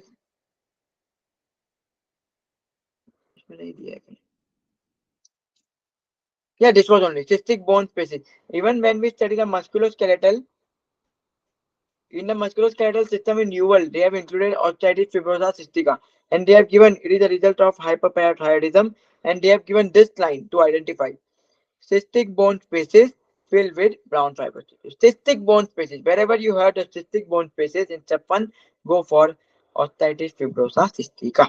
So with this, we are done with the primary hyperparathyroidism. Coming to secondary, and the most common cause they like to ask in secondary is renal failure. Chronic kidney disease. Okay, renal failure. Now what will happen? The lab values over here. Calcium decrease, phosphate increase, and PTH is going to increase along with ALP. Okay, so in secondary में calcium कम हो जाएगा, phosphate बढ़ जाएगा, उल्टा हो जाएगा. Okay, so this is what you need to remember in secondary. Coming to tertiary, this is also going to occur from chronic kidney disease, but this will be refractory. Okay, and lab values are PTH and calcium increase. So tertiary they don't really ask. Primary and secondary lab values आपको बहुत important है, तो quick summary कर लेते हैं. Primary hyper parathyroidism में increase in PTH, increase in calcium, decrease in phosphate. Secondary में increase in PTH, decrease in calcium, increase in phosphate. Hypo में decrease in PTH, decrease in calcium, increase in phosphate. Vitamin D deficiency में increase in PTH, decrease in calcium, decrease in phosphate. That's it. And pseudo hypoparathyroidism में increase in there will be increase in PTH, decrease in calcium, and increase in phosphate. Okay, so make sure you know what to do, what not to do, and एक lab value जहाँ पे common है, secondary hyper and pseudo hypo. Now you need to diagnose. Secondary hyper में chronic kidney disease का importance होगा, whereas in pseudo there will be hypocalcemia का symptom. That means they will give you Swastik or Trousseau sign. Okay, so make sure you are clear with this, and this lab value is very important. Okay, I think with this we are done with parathyroid gland. Now coming to diabetes mellitus, we have Cushing syndrome, and then we have pheochromocytoma. Okay, let's just quickly do. Diabetes mellitus, very high yield. Questions are going to be asked for sure. So let's just see what all is important over here. Polydipsia, polyuria, polyphagia, these are the symptoms. Weight loss, DKA type 1, HSS, So DK and HSS we are going to see at the end of diabetes mellitus, and rarely can be caused by the unopposed secretion of GH and epinephrine. Rarely. Okay. So let's just see. Chronic complications. Non-enzymatic glycation. This is very important. Uh, we are we have done this in the renal nephrotic syndrome also. Okay, non-enzymatic glycation. The first one, small vessel disease, diffuse thickening of basement membrane, retinopathy, and all those stuff. This is okay if you avoid it, no problem. Just remember non-enzymatic glycation. Second, large vessel atherosclerosis, CAD, peripheral vascular lame loss. So these are all they will ask you about the complication. They won't ask you how it is occurring. Only one word you need to remember: non-enzymatic glycation. That's it. Okay. One important point I missed there is what is the most common cause of death in diabetes? So that is MI, myocardial infarction. They will ask you this question. Now, while we were doing biochemistry, we did this also. Sorbitol accumulation in organs with aldose reductase or decrease in absence of all. We have discussed this in biochemistry. Okay. Neuropathy, motor sensory. Here they will ask you one question, and what is that? Is the most common type of neuropathy, or the first type of neuropathy that is seen in diabetes mellitus. The first one will be sensory. Sensory पहले होगा फिर motor होगा. Okay, first there will be sensory loss, then there will be motor loss in the neuropathy. Okay, so this is one thing. And another thing that I wanted to write, yeah, and then they will ask you the treatment for neuropathy. So two three drugs are there. One is gabapentin, another one is TCA, and there is another drug, third drug I forgot. If you remember, well and good. But these two drugs are most commonly used. Okay, so this is what will happen over here. Just a minute, I'll be there. एक minute.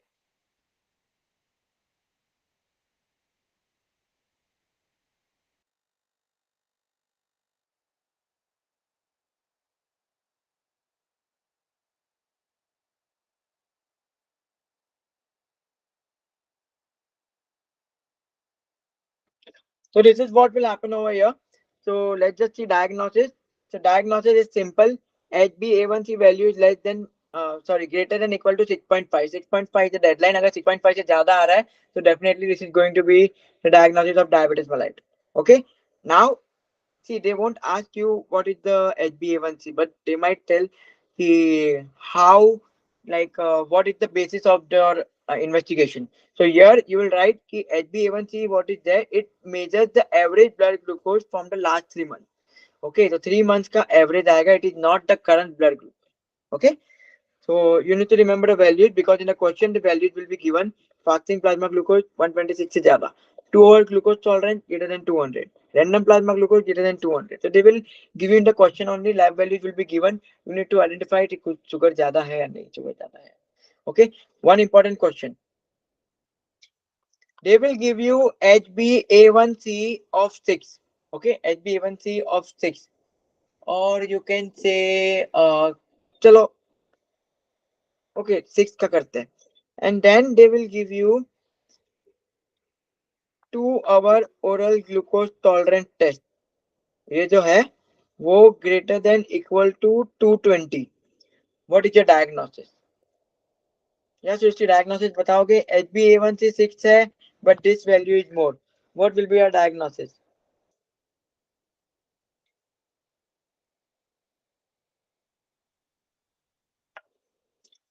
Okay, no problem. Yes, yeah. Pre-diabetes. No. Pre-diabetes. What they won't ask you about this pre-diabetic and everything. The answer will be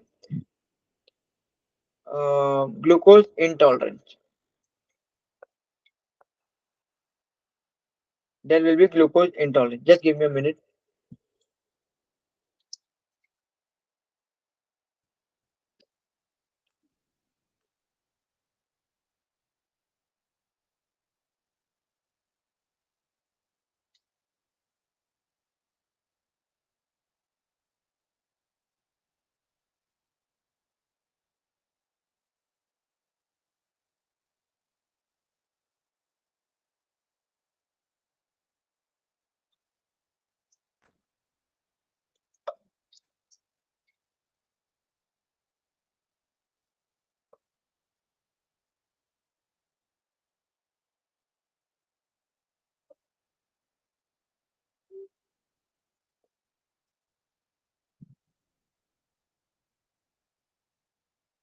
All right. So yeah, this is the answer. Glucose intolerant. HbA1c normal है, but glucose का is coming greater than 220. What can be the reason for this? The patient came with eating lots and lots of pastries, lots and lots of chocolate, और बहुत कुछ मीठा खा लिया होगा. So because of that, glucose might be spiking. But अगर HbA1c normal है, he is not a diabetic. Okay.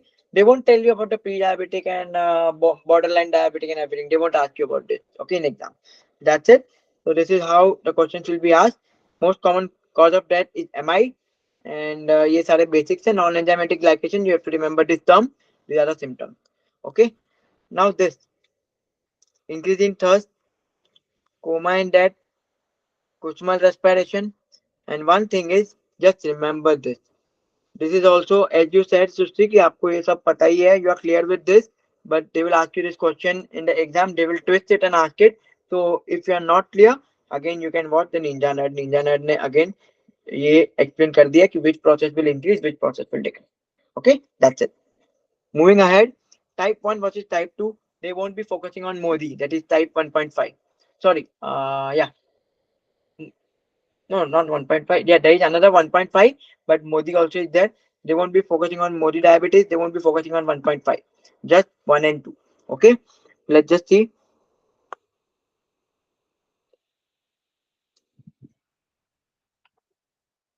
Notes कहाँ गया?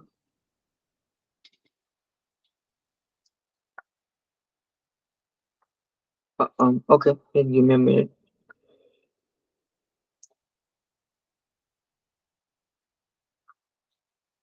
Yeah, so type 1 and type 2.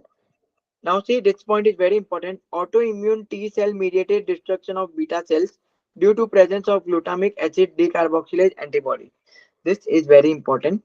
They will ask you if it is type 1 diabetes mellitus, what is the autoantibodies present? Or in the question, they will give you this autoantibodies. You have to figure out whether it is type 1 or type 2. Okay. Increased resistance to insulin, progressive pancreatic beta cell failure. Increased resistance to insulin, progressive pancreatic beta cell failure. Insulin necessary in treatment always, sometimes. As आप देख सकते हो, but here association with HLA symptom 4 and 3, 4 minus 3 1 is equal, very important.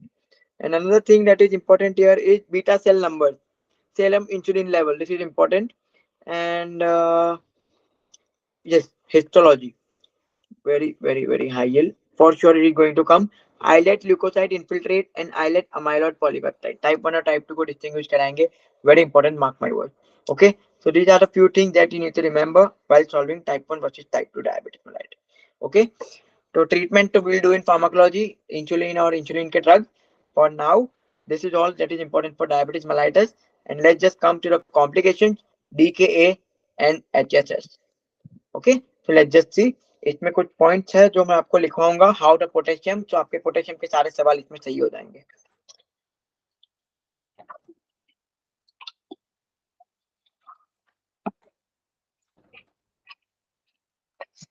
So if there is a diabetic, first we'll do diabetic ketoacidosis. So if there is DKA, obviously there is going to be ketone bodies. Okay, and the most common ketone that will produce is beta hydroxybutyrate. Okay, now the question will be, either they will give you the presence of ketones, or they will say a fruity breath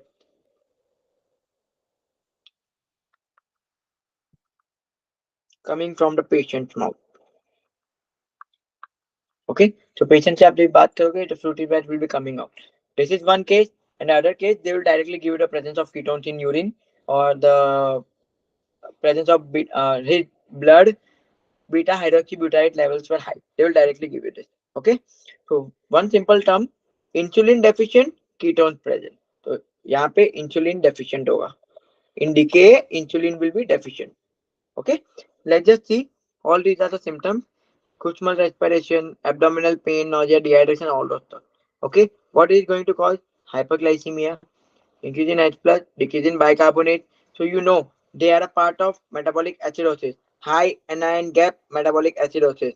Renal में आपने देखा होगा. Now coming to the potassium funda. Okay, so let's just see potassium का फंडा यहाँ पे क्या हो रहा है. What happens is, when you treat the patient of DKA, the first of all you will be giving them the fluids. Okay, this is one question asked in you in the U world. Okay, the first line of treatment in DKA, you will give them the fluid, not insulin. Okay, after you give the fluid, you will give insulin. Now, what will insulin do? Insulin will shift potassium into cells. But in cells already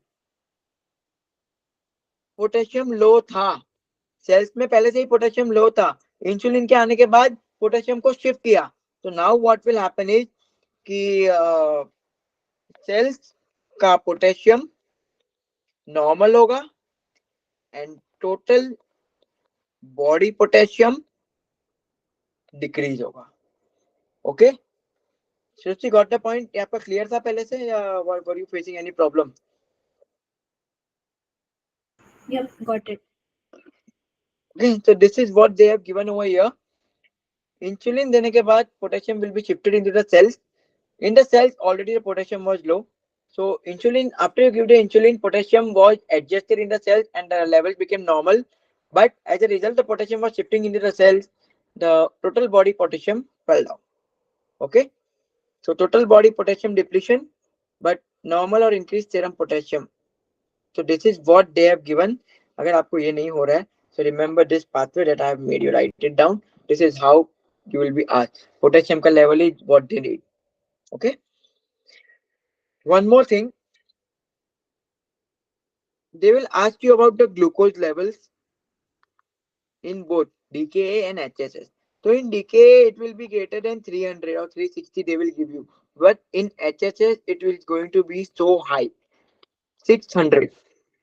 600 से ज्यादा आ रहा है, think about the question is talking about HSS. अगर 300 से 400 आ रहा है, think about the question is talking about DKA. Okay, now moving about to HSS, profound hyperglycemia, excessive osmotic diuresis, all those stuff. Here insulin will be present, ketones will be absent. Okay, now these symptoms are there: hyperglycemia, normal pH, no ketones, normal increased serum and intracellular potassium. So here also the same thing, but here in the cells potassium will be decreased. Intracellular यहाँ पे decrease है, but यहाँ पे in decay intracellular will be normal after the insulin treatment. Okay, so listen what they are saying and based on that you mark the answer. Most commonly HSS ka they won't ask about the potassium, in DKA only they will ask about the potassium. Okay, so this potassium funda is very important for the exam point of view.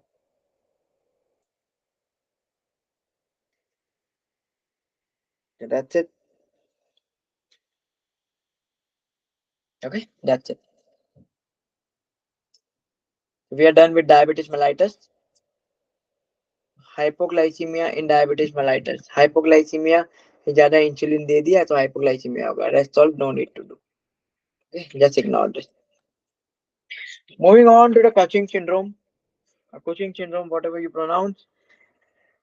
The Cushing syndrome, maybe there are few important one-liners that they love to ask. So let's just see. पहले इसमें देख लेते हैं. Increase in cortisol. Increase in cortisol. And the most common is exogenous glucocorticoid to decrease in ACTH, bilateral adrenal atrophy. Okay, decrease in ACTH. So along with decrease in ACTH, there will be decrease in cortisol also. Okay, you will have so many questions asking you about the arrows in ACTH and cortisol. And based on this, even NBME has asked you. Okay, so if the patient is taking glucocorticoids from outside, ACTH will decrease, cortisol will decrease. Coming to second, primary adrenal adenoma, hyperplasia or carcinoma. Decrease in ACTH, atrophy of uninvolved adrenal gland. Okay, decrease in ACTH, uninvolved adrenal gland. And third, ACTH secreting pituitary adenoma, that is Cushing disease. This is what Cushing disease. If they ask you about the difference between Cushing disease and Cushing syndrome, so in Cushing disease, only this much will occur. Whereas in Cushing syndrome, along with this, all the body manifestations are going to occur. Okay, so this is one difference. So there will be paraneoplastic ACTH secretion. Either it means कि brain के साथ साथ there will be from the lungs, there will be from other parts also. Okay, but here there will be bilateral adrenal hyperplasia. So you need to look out if they are talking about atrophy or they are talking about hyperplasia. Okay, so based on this, you can make the diagnosis for the causes of Cushing syndrome. Okay, now few important point is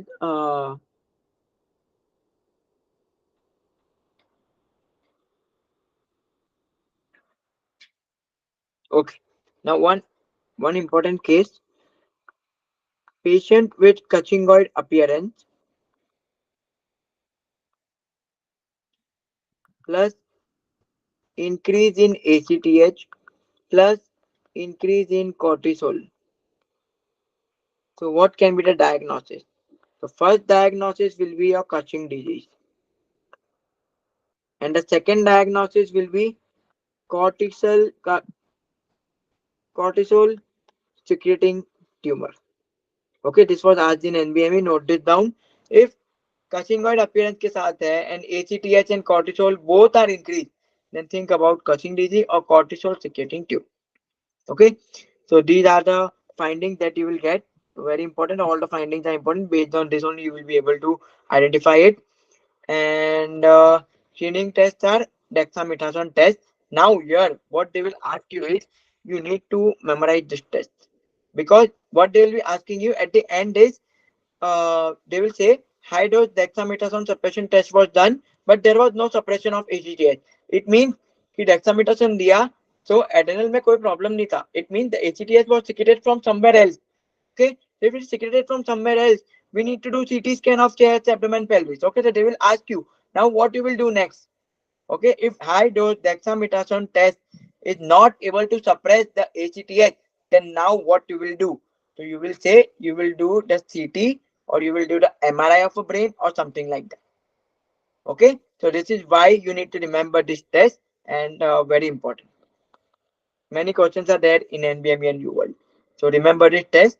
Just remember, you can forget the CRH simulation test, but remember the high dose dexamethasone and low dose dexamethasone. Very important. Okay. The Nelson syndrome you can avoid. Coming to adrenal insufficiency, another important and high yield topic that we are going to discuss. And here, one thing they can give you is salt craving. The patient is getting recurrent craving of eating more and more salty food. Okay.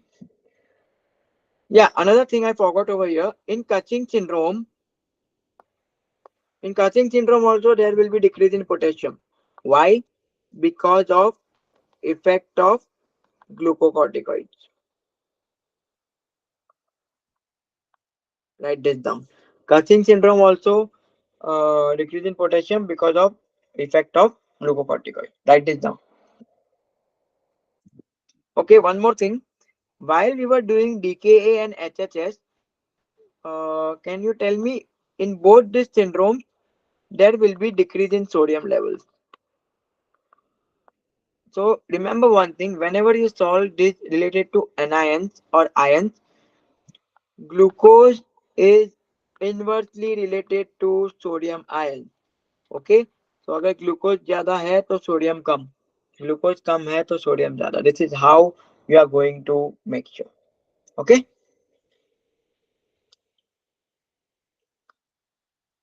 moving on to the primary adrenal insufficiency and secondary, everything is important. Let's just see one by one. Primary adrenal insufficiency, so decreasing gland function, so decreasing cortisol, decreasing aldosterone. Hypotension. Now here ions are very important. Mark my word. Hyponatremia is important. Hyperkalemia is important. Metabolic acidosis. There can be hyperpigmentation because ACTH is also involved in melanin synthesis, MSH. Okay. So these 3-4 points are very important. Hyponatremia, hyperkalemia, metabolic acidosis, and hyperpigmentation can occur. Okay. Addison disease. Chronic primary adrenal insufficiency caused by adrenal atrophy or destruction, most commonly due to autoimmune adrenalitis or TB. Okay, so आपको यहाँ पे sodium and potassium के levels याद रखने हैं. Primary adrenal insufficiency.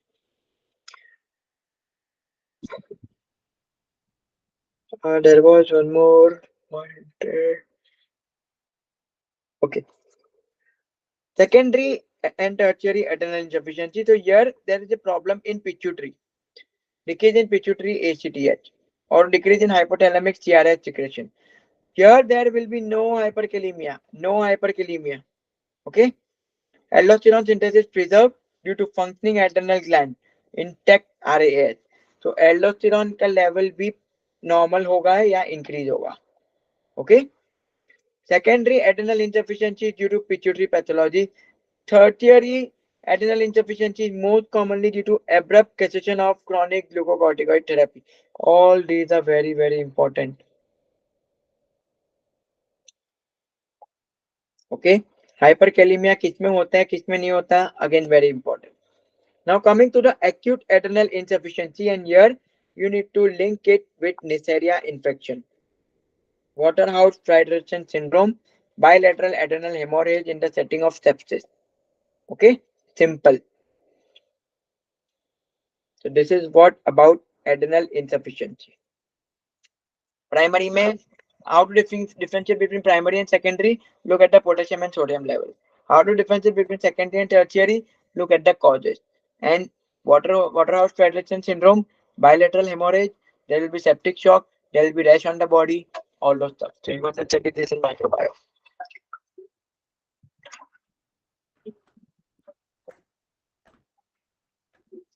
Coming to next, hyperaldosteronism. Here you have two. Primary hyperaldosteronism, also known as Conn syndrome, and the second one is secondary hyperthyroidism. Now here one thing is primary hyperparathyroidism does not directly cause edema due to aldosterone escape mechanism. However, certain secondary causes of hyperthyroidism impair this mechanism, leading to worsening of edema. So if more and more edema is given, think about secondary hyperaldosteronism. If edema is less, primary hyperaldosteronism. Okay. Now let's see the difference. Difference एक ही है. Secondary में there will be increase in renin. In primary, no effect on renin. Okay. Let's just see. Bilateral adrenal hyperplasia or adenoma. Increase in aldosterone, decrease in renin. But here increase in aldosterone and increase in renin. This is how we are going to be distinguished. And in the secondary, there will be hypertension, renovascular hypertension. So hypertension है, so RAS angiotensin mechanism release हो जाएगा. So because of RAS is activated, renin is going to be activated, aldosterone going to be activated. Okay, simply done. So we are done with hyperaldosteronism also. Now coming to the last part of our endocrine, that is pheochromocytoma and neuroblastoma. Let's just quickly do. Neuroblastoma is the child version of pheochromocytoma.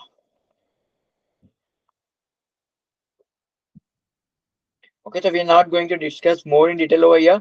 Just remember, tumor of adrenal medulla in children less than 4 years age, and here you need to remember dancing eyes. Dancing eye.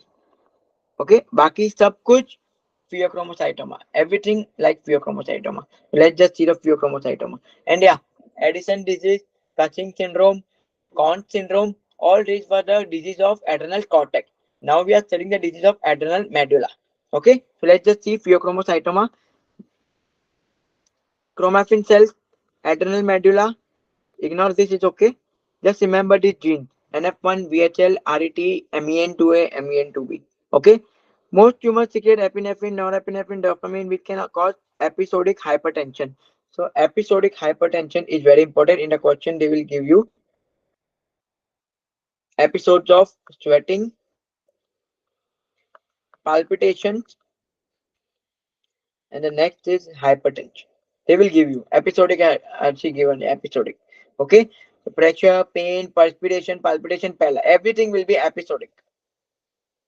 Okay. If it is episodic, straight away think for pheochromocytoma. Finding: increase in catecholamines and metanephrine, homovalenic acid and phenylmalonic acid. See, they will give you these two. And if this two is given in the exam, if it is a less than 4 years old, neuroblastoma; if it is adult, pheochromocytoma. Okay. And these are the markers. And here you need to remember, he always gave alpha blockers first, then beta blockers to avoid hypertensive crisis. Always give alpha blocker before beta blocker to avoid hypertensive crisis. And as I told you in the thyroid, what type of carcinoma of thyroid is responsible along with this? Yeah, Srusti, quickly tell me. Follicular, sorry, medullary carcinoma. Yeah, yeah, medullary carcinoma. Okay, so all this information is important for pheochromocytoma. Pheochromocytoma is going to give you direct question. We are done with all the disease now, and this men 1, men 2, and men 2B. Just remember what diseases are occurring.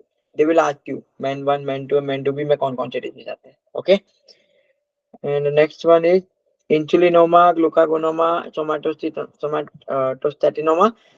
Increase in insulin. So you should know the effects of insulin. In glucagonoma, decrease in insulin. You should know the effects of decreasing insulin.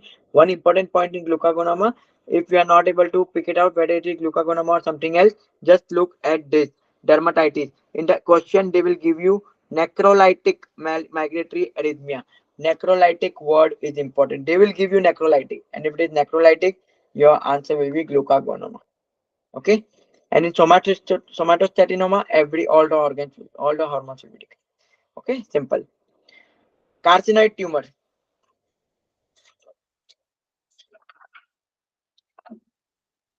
Carcinoid tumor, important. Secretes 5-HT, that is serotonin.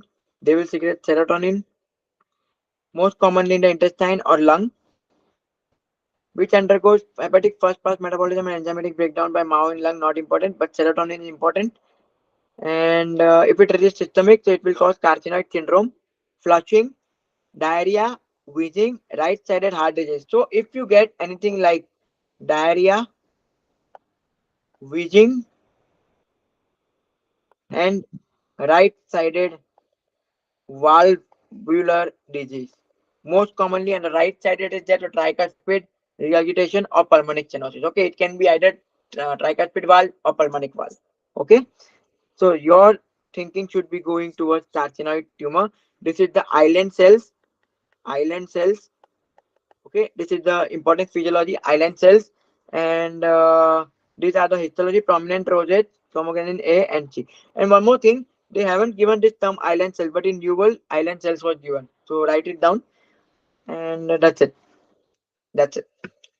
Zollinger-Ellison syndrome, increase in gastrin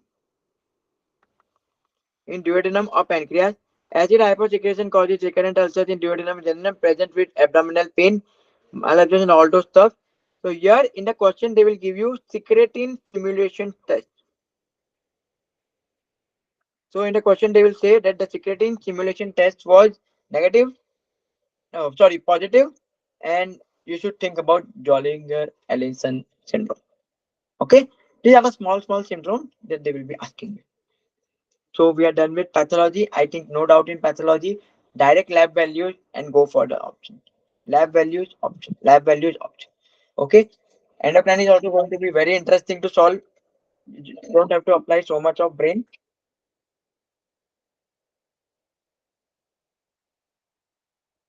Just give me a minute.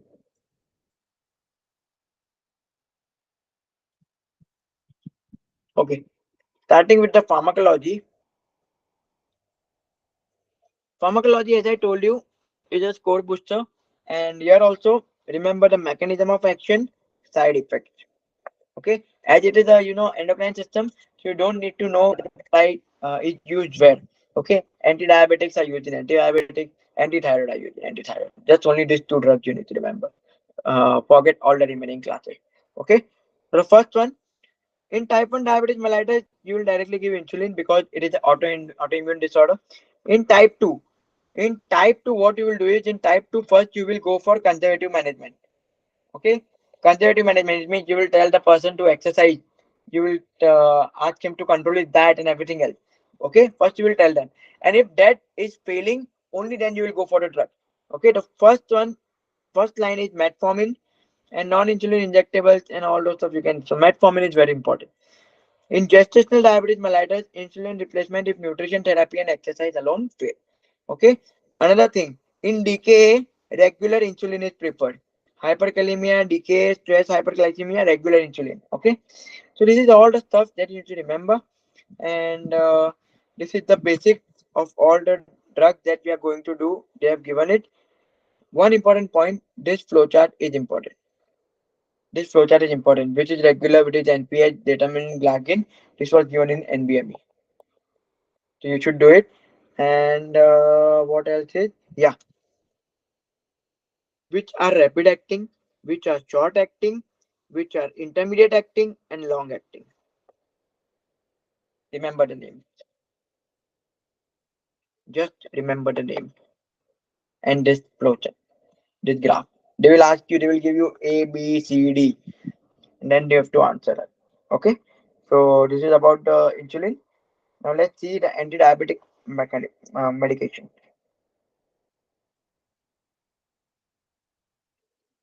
All right.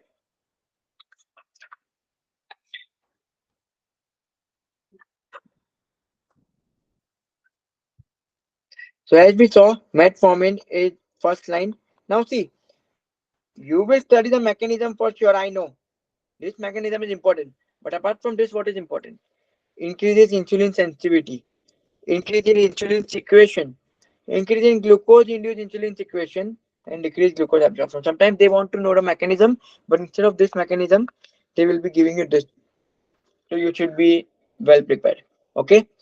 Now here, obviously, I'm not going to detail all this mechanism. For sure, you have to remember, but some important highlights I will be giving you. And here is GI upset is important, lactic acidosis is important, uh, and next is weight loss. Okay, here weight gain, edema, and heart failure. Okay, but they will also give you this delayed onset of action. Several weeks तक कोई action नहीं होगा.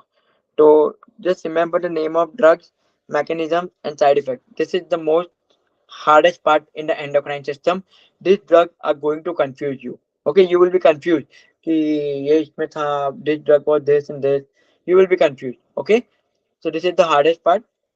You just have to watch it again and again and remember. Hypoglycaemia का सबसे पहला effect is in the second generation sulfonylurea. Okay, disulfiram like reaction in with the first generation sulfonylurea. Okay, and what is important, moving down, this is important, obviously mechanism is important. Nausea, vomiting, pancreatitis, weight loss, increase in satiety, this is important. Respiratory and urinary infection, important. Weight neutral, they will ask you कौन सा anti-diabetic mechanism will anti-diabetic medication will increase in weight, decrease in weight, no effect on weight, they will ask you. Okay, so make sure you know the side effects very well. Coming to decreased glucose absorption, this is important, this is important. Now here glucosuria, vulvovaginal candidiasis is important. Orthostatic hypotension is important. Weight loss is important. Literally everything is important. Okay. And here GI upset and bloating. They won't ask you this frequently. They might ask you this because this is the pramlintide, is the new FDA approved drug.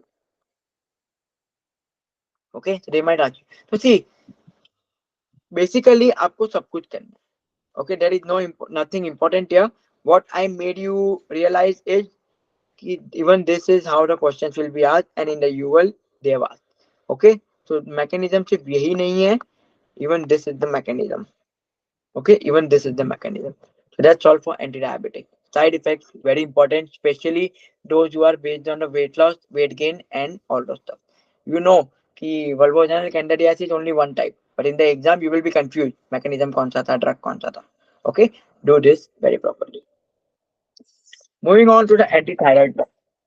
Anti-thyroid drug thioanamides, इसमें PTU and methimazole block the thyroid peroxidase, inhibiting oxidation of iodide as well as organifaction and coupling. So basically we saw thyroid peroxidase का जो cycle हमने पढ़ा था, so what was all the function it was undergoing, it will block all of them. Okay, PTU also blocks peripheral conversion. Okay, now see the clinical use. Hyperthyroidism में देंगे obviously. Okay, PTU used in primary first trimester of pregnancy. First trimester में PTU use होगा, but after that in second and third you will be using methimazole. Okay, this is very important. Methimazole used in second and third, but PTU used in first trimester. This they will give you for sure. Okay, Now, one important question. If they say Graves ophthalmopathy, Graves ophthalmopathy is not going to be treated by thionamide. Graves ophthalmopathy के लिए you have to give glucocorticoid. This is very very important question. Okay, because you know Graves disease है, hyperthyroidism है, you will give thionamide, PTU or methimazole. No, in Graves disease, if they are asking you specifically about the ophthalmologic problem, you will say that you will give glucocorticoid to treat that condition. Okay. Now coming to the side effects, skin rash, agranulocytosis, very important one, and hepatotoxicity. Okay, this agranulocytosis is very important. Now one more thing, they will ask you कि hyperthyroidism में you see sweating, autonomic symptoms. So what drug will be used? So beta blockers can treat hyperthyroid adrenergic symptom. Write this down. If they ask you how to treat the symptom, adrenergic symptom, or you can say autonomic symptom, or they will say how to stop the palpitation, sweating, and all those stuff in the hyperthyroid patient, you will say give beta blockers. Okay, this is very important. सीधा hyperthyroidism देख के PTU और methimazole mark नहीं करना है. Don't mark PTU and methimazole just on looking at the hyperthyroidism. Okay. Next important point. Uh, yeah, methimazole is a teratogen. Okay, that's it. Coming to levothyroxine and leothyronine, so definitely hormone replacement है. Hypothyroidism में दोगे. Okay, and myxedema may be misused for weight loss. Okay, now see in the question what they will ask is they will say exogenous use. Okay, and this because of this, what actually happens is I will give you an typical case. In the UL only it is given कि hypothyroid, okay hypothyroid patient और normal patient, okay जिसको thyroid का कोई problem नहीं है but he is very fat, what they will do, they will use this thyroid drug and as a result क्या होगा, weight loss होगा. बट वेट लॉस के साथ क्या होता है, उनको हाइपरथायराइडिज्म हो जाता है. I repeat in English, either a hypothyroid patient और a normal patient, normal person, he is very fat, he wants to lose weight, so they will take this drug, thyroid hormone ka drug, and this drug after taking them there is weight loss, but apart from weight loss there is hyperthyroidism that is occurring in the body. Okay, so this is very important, and for this they will be asking you the lab values also. So T3 will be increased because you are giving this drug, TSH will be decreased.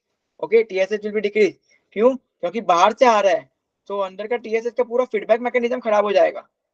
Okay, next, thyroglobulin decrease, radioactive iodine uptake, radioactive iodine uptake decrease. So these are the lab values that you need to be aware of while you do antithyroid mechanism and exogenous thyroid liaison. Okay, just a minute.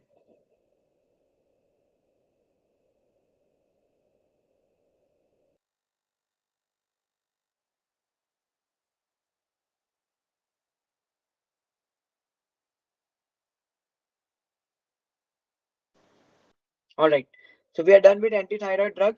Now see this, all this just give them a read, they have never been asked, NBA में भी ज्यादा पूछा नहीं है. So what all they have asked is phenyl cassette and cation exchange resin, ये UL में आया है. They have asked this in UL. Okay, let's just see. Phenyl acid sensitizes calcium sensing receptors. CHAR को sensitize करते हैं. Okay, it helps in decreasing PTH. It is used in secondary hyperparathyroidism with CKD errors. Okay, and adverse effect is hypocalcemia. So phenyl acid you have to remember.